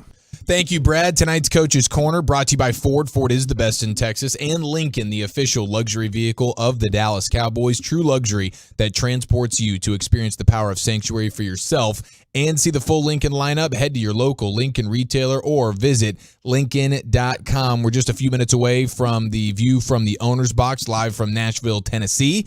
But what are we thinking in regards to the passing game tonight? And I know Bobby Belt mentioned he would be very aggressive. Let's go throw the ball. Yeah. Let's score as many points as possible, as early as possible, and let's get some guys some rest if possible. But T.Y. Hilton, do you want to see more from him tonight? Yeah, absolutely you do. And, that's I like to see maybe maybe you don't want to tip anything that you might be saving with an idea. I think that there's a couple different game plans you could have in mind when you have guys like Odell Beckham, T.Y. Hilton, those kinds of guys.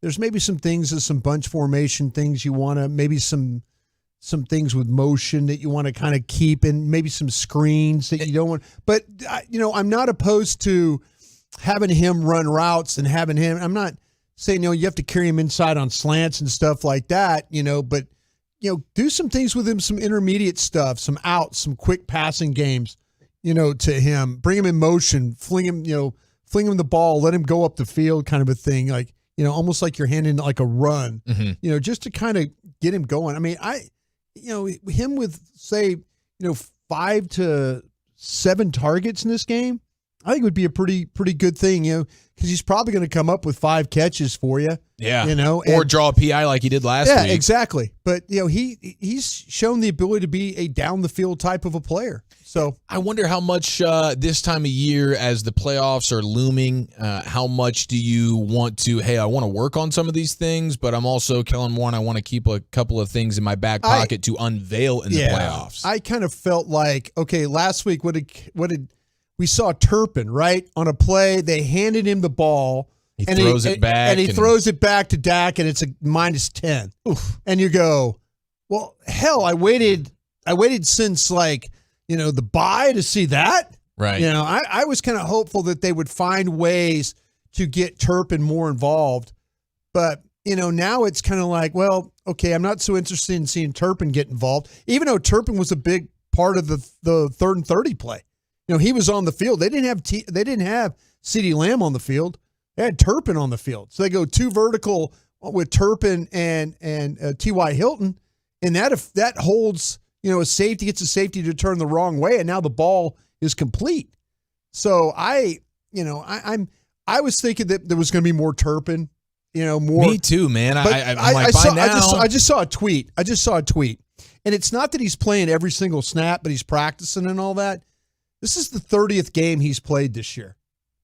This is the 30th game this guy is because of the USFL. Yeah, exactly. So he was the MVP, I believe, of that league. The thing I was worried about was, okay, how, what you saw in the preseason, you're like, oh, well, here, Kellen Moore's going to figure this out. I was worried about jet sweep guy, pitch him the ball guy, and now, he's such an explosive player. You have to find a way to get that speed. You don't have speed like that anywhere else on your roster. You have to find a way to get that into your game plan. And even it doesn't have to be all cutesy reverse throwbacks, but can you isolate him and just have him run one of these over routes where he's just sprinting faster than everybody else across the field and inevitably going to be open? Like, is there simple things like that you can do with a guy with speed like that? I would think so. Yeah, but I think that's what you see with T.Y. Hilton now. I think it's one of those things where play action, drop back, and then T.Y. Hilton is just knifing his way, on an arrow route through the secondary, and maybe Dak a slight roll to the right, throw it all the way back to it. We've seen them throw the ball. I think it was a Jacksonville game. They did that with CeeDee Lamb. I expect that we'll see stuff like that with T.Y. Hilton. Maybe not so much now with Turpin, now that you have Hilton. 47 minutes to kick off Cowboys and Titans. It is the official pregame show of America's team. Let's continue to get to know the enemy, and we'll get you the view from the owner's box live from Nashville, Tennessee. Dallas Cowboys football will continue in a moment. Papa John's is the official pizza of the Dallas Cowboys. All Cowboy season long.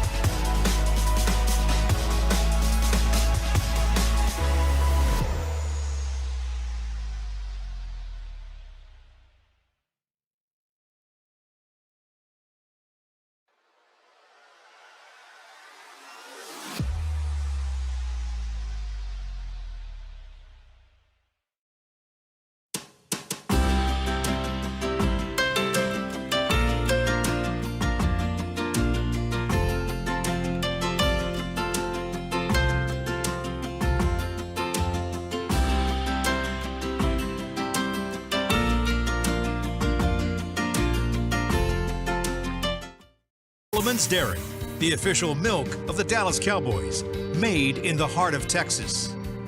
Texaco, unbeatable mileage to get you to unbeatable tailgating. Fill up with Texaco with Techron. Arrow Exterminators, official pest control provider of the Dallas Cowboys. Blockchain.com, trusted by millions, trusted by America's team. And by Gold Medal Pools, official pool service provider of the Dallas Cowboys. Now, here's Eric Chiafalo and Brian Broaddus. It is the official pregame show of America's team. Cowboys and Titans taking you up until kickoff from Nissan Stadium in Nashville, Tennessee. And that's where we head right now, where we have Cowboys sideline reporter Christy Scales standing by for tonight's view from the owner's box. Cowboys owner Jerry Jones, and I believe a friend as well. Take it away, Christy.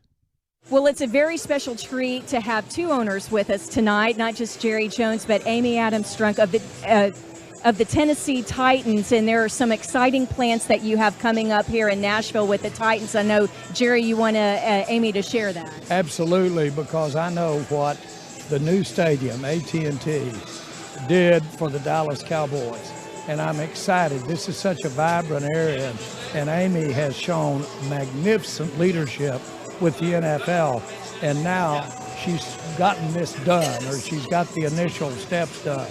But Amy, share with us a little bit about your plans here. Well, we're going to start, hopefully, the stadium at the end of next year.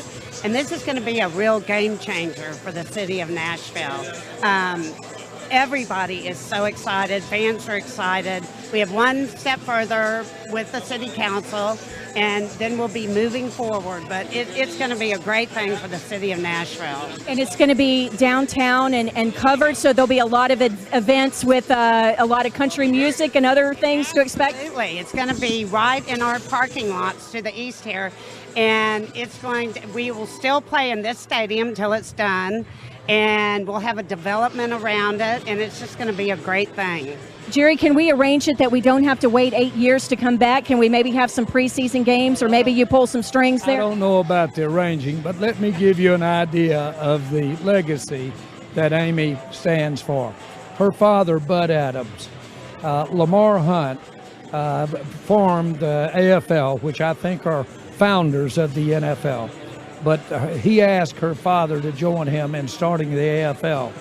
And one time I was asking him about the makeup of the membership in my early years. And he said, of all the people in that room, if Bud Adams tells you that he will do it, he will stick more than anybody in that room. He's a sticker, and I admire him so much for that and the loyalty that he has shown. And those guys together did build the AFL into, frankly, what the NFL is today. So she has quite a legacy, quite a lineage, if you will. Amy, I'm from Galveston, and so I grew up going to games at the Astrodome. And was Love You Blue, was that one of your favorite times growing up as well? It absolutely was. The Bum Phillips years, that was so fun. That was like a magical time in Houston. Really across the nation, people were just so kind of enamored with Bum, rightly so. I mean, he was just a superman and a great coach. Jerry, I'd like to ask you, not just from a Cowboys perspective, but from a league perspective, when Amy can pull off a new stadium in a market as vibrant as Nashville, obviously there's some kind of domino or maybe trickle-down effect, as it were, but how does that benefit NFL fans and in particular Cowboy fans? It raises all boats all over the nation. But this is a vibrant area that has such a personality of its own, and it's going to have even a stronger personality because this stadium will be a beacon. And as much as we all love the music and the people that represent it that come out here, this will be a big part of it. It has been, but it will be even more. So the NFL, all owners will benefit from riding the coattail, if you will, of what Amy's doing here in Nashville with the music business as a big part of what you see. It's a critical thing for the entire NFL. All owners recognize that, and that's why they want to be supportive. Now, they beat her up a little bit, which I'm mad about, but I guess that goes with the territory. And Yeah, Jerry wouldn't know anything about getting beat up. And then, Absolutely not a thing. Hey, if you'll indulge me, I do have one football question to ask you, Jerry, and that's with Tony Pollard inactive tonight because of the thigh injury. Obviously, we get to see Zeke, but then the young guy, Malik Davis. Can you just give us an update on what you're expecting with the run game tonight without a dynamic threat like Tony Pollard? First of all, Amy, since that we've said these nice things about her, is assuring me she's going to be sweet with the team. They'll be real good out here. But their mantra is running game. Their mantra is running game. We've got to, frankly, match that. And we've got to come out and run the football as well. So that's what I think you'll see from these teams tonight. And I think, Amy, it's fair to say that being a physical football team, I think that is the identity. And I know we're not getting to see Derrick Henry tonight, but is that what you see for your team? Oh, absolutely. Derrick is very disappointed not to be playing tonight, but he understands the importance of next week to the team. So, he's a team guy. He's going to do whatever's needed, but you don't get any more physical than Derrick Henry. He puts them on their back and just goes for it. So do we just wish Amy good luck next week against Jacksonville? Is that how we handle the outro tonight, Jerry? Well, I just wish her good luck in everything she does. And maybe she'll have a little mercy here tonight. Hey, thank you both for joining us. It's a real special treat to have you on the Yeah, thank you, and thank Jerry. Thank you, guys. And that's the view from the owner's box here from Nashville with Amy and with Jerry. And as we continue counting down to kickoff, let's rejoin Eric and Brian. Thank you, Christy. Tonight's view from the owner's box brought to you by Papa John's. Better ingredients, better pizza. It is Papa John's, and brought us. We're seeing some photos and some video of the Cowboys getting set on the field of Nissan Stadium, and it looks like Micah Parsons wearing some level of wrap on his hand or like a club of sorts. That's yeah, more it looks wrap. like a club. Yeah, I'm trying to run down right now, and I'm seeing if anybody in the locker room will respond, but Micah Parsons was put on the injury report with a hand injury, but everybody just kind of thought, not much to it. But now you watch him getting ready for this game. He's playing with basically a club on his left hand. So trying to see if maybe we're dealing with some broken bones here or something like that will prohibit him going forward. So we'll see. Maybe when we get back to Christy Scales too, later in the hour, that she'll be able to kind of maybe address that as well. Yeah, all the more reason to get out to a great early dominant lead and hopefully give Parsons some much needed rest here. But it is a meaningful game for the Dallas Cowboys as much as it is not for the Tennessee Titans. And as we continue to get to know the enemy, brought to you by Arrow Exterminators, the official pest control provider of the Dallas Cowboys, brought us, might the enemy be wearing the black and white zebra colors tonight? I know that some folks like me when I do this and some don't like me. So if you're not a fan of the official talk today, you could just stay away for a couple minutes. But Sean Hockley is your official tonight in the game. When you look at Sean Hockley's crew, you remember that he was the official on Thanksgiving Day when over 20 penalties were called both on the Raiders and the Cowboys in that game. Sean has not refereed a game this season for the Cowboys. So, but the last one he did was that Thanksgiving Oakland or the Vegas Raiders. The Vegas Raider game. All the laundry on the field that day. All the laundry on the field that day. So if Sean Hockley, what you're going to know about his crew today is offensive holding is really big for them. He's 41 penalties or 41 calls this season of offensive holding. Defensive pass interference. Oh, we remember that from Thanksgiving. That's at 13. Defensive holding is at 13. Unnecessary roughness. The Cowboys lead the league, and by the way, I think they got 8 of those. That has been called unnecessary roughness 12 times with Sean Hockley and his crew. And keep an eye on this one. Delay of the game. That's 6 of those calls. These officials sometimes they get in a mode where they're really strict about the delay of the game, and then other times you'll be watching and it's like clock hit 0 on both sides. And it's like no call, ball snapped like a count later. I know. And you're like going, well, maybe is that something to do with TV or whatever? But, they're a team, they're a crew that will call the delay of game penalty. So you got to be very mindful of that, getting in and out of the huddle. And another thing also to keep an eye on is that the roughing the passer. They've had 6 roughing the passer calls this year. And by the way, 2 taunting calls. So if you're getting up and clapping in the player's face or something like that, so over celebrations. But this is Sean Hockley and his crew have done 14 games so far this season, and so those are the penalties you need to kind of keep an eye on. Beautiful. Thank you for the heads up there. And it looks like your offensive captain tonight, as Christy had mentioned to us earlier, is going to be Tyron Smith. Defensively, captain is the defensive tackle Carlos Watkins. Special teams, it's linebacker Luke Gifford, as we are 32 minutes away from a Cowboy kickoff. Cowboys and Titans Thursday night football right here on the Dallas Cowboys Radio Network. Let's go inside the booth with Brad Sham, your voice of the Cowboys. Coming up next, you're listening to the Dallas Cowboys Radio Network. What do you call a group of grown men and women with their faces painted silver and blue who get together every week to share it?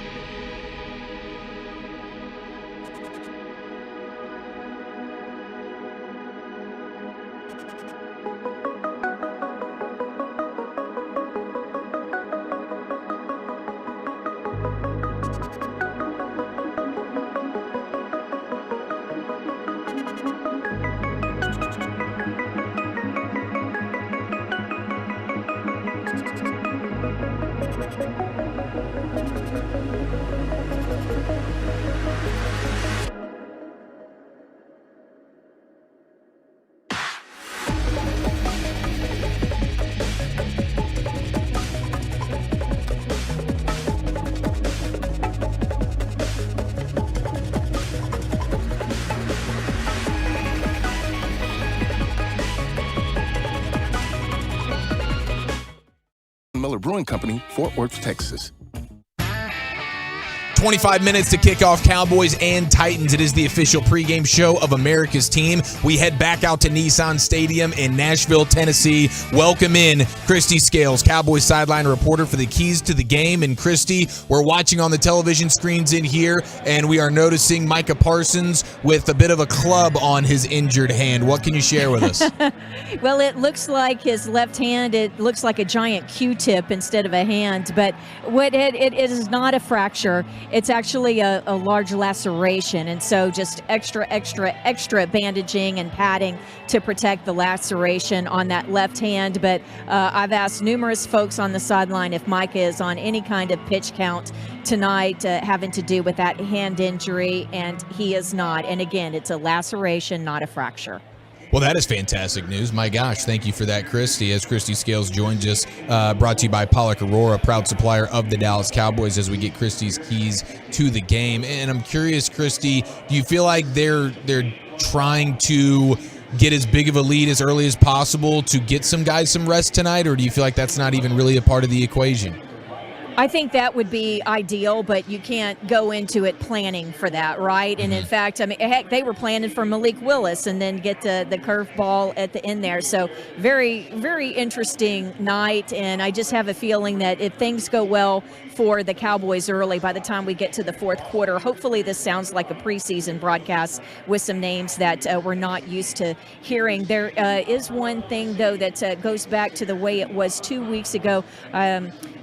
With the cornerbacks, Deron Bland, who had moved to the outside last week from slot playing the nickel corner, he had moved to the outside replacing Kelvin Joseph, and they had Mackenzie Alexander elevated from the practice squad.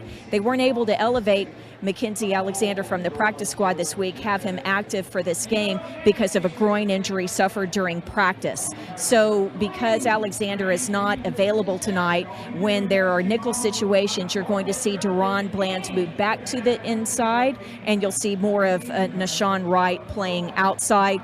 And if they need extra help inside, and we've seen this throughout the season, you'll see sometimes J-Ron Kearse, the safety, line up there in the slot, and maybe even some of Israel Mukuamu tonight. And then we're going to keep an eye on defensive tackle Quentin Bohanna, who he already has a big brace on his right knee, but a little tweak during pregame warmups. We're going to keep an eye and see if he's able to get through the game tonight. Scoop, is there some problems you potentially? I know I asked you about the sun last week, and that kind of got into play.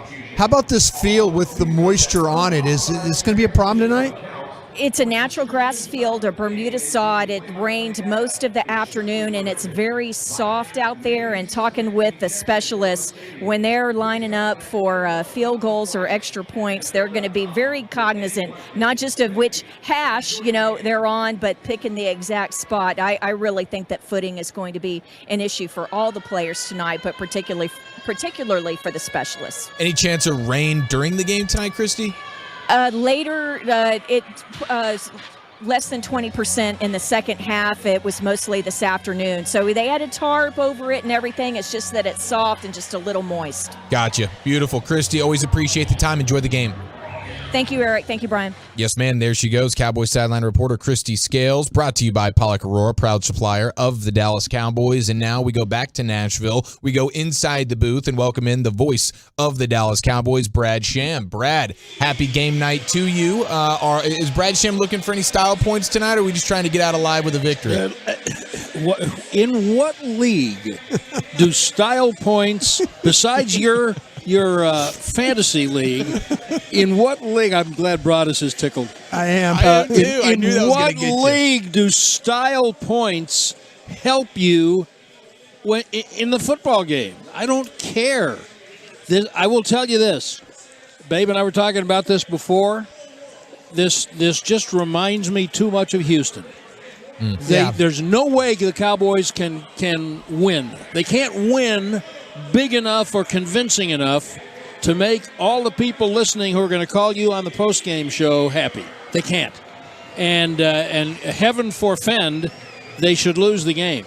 And I don't know what is going on in the minds of the Titans, because they've put players on They put 3 more starters on IR today. The quarterback and Bud Dupree, Right. Tannehill, Bud Dupree, Right. and the other big inside linebacker. They've used up all of their bringbacks from IR. They can't bring those if they play in the Super Bowl. Those guys can't come back and play. Yeah. So, they're playing a guy. I'm sure you've talked till you're blue in the face about the guy they call Astro Dobbs. Yes. Who's a folk He's hero a here in the NASA state of Tennessee. NASA He's a kid. rocket scientist, for He crying is. out loud. He's an engineer. Yes, and I'm a little bit afraid we're going to see we're going to see Justin Fields 2.0. Yeah. So I'd like them to win by a point. I don't care about any of the rest of it.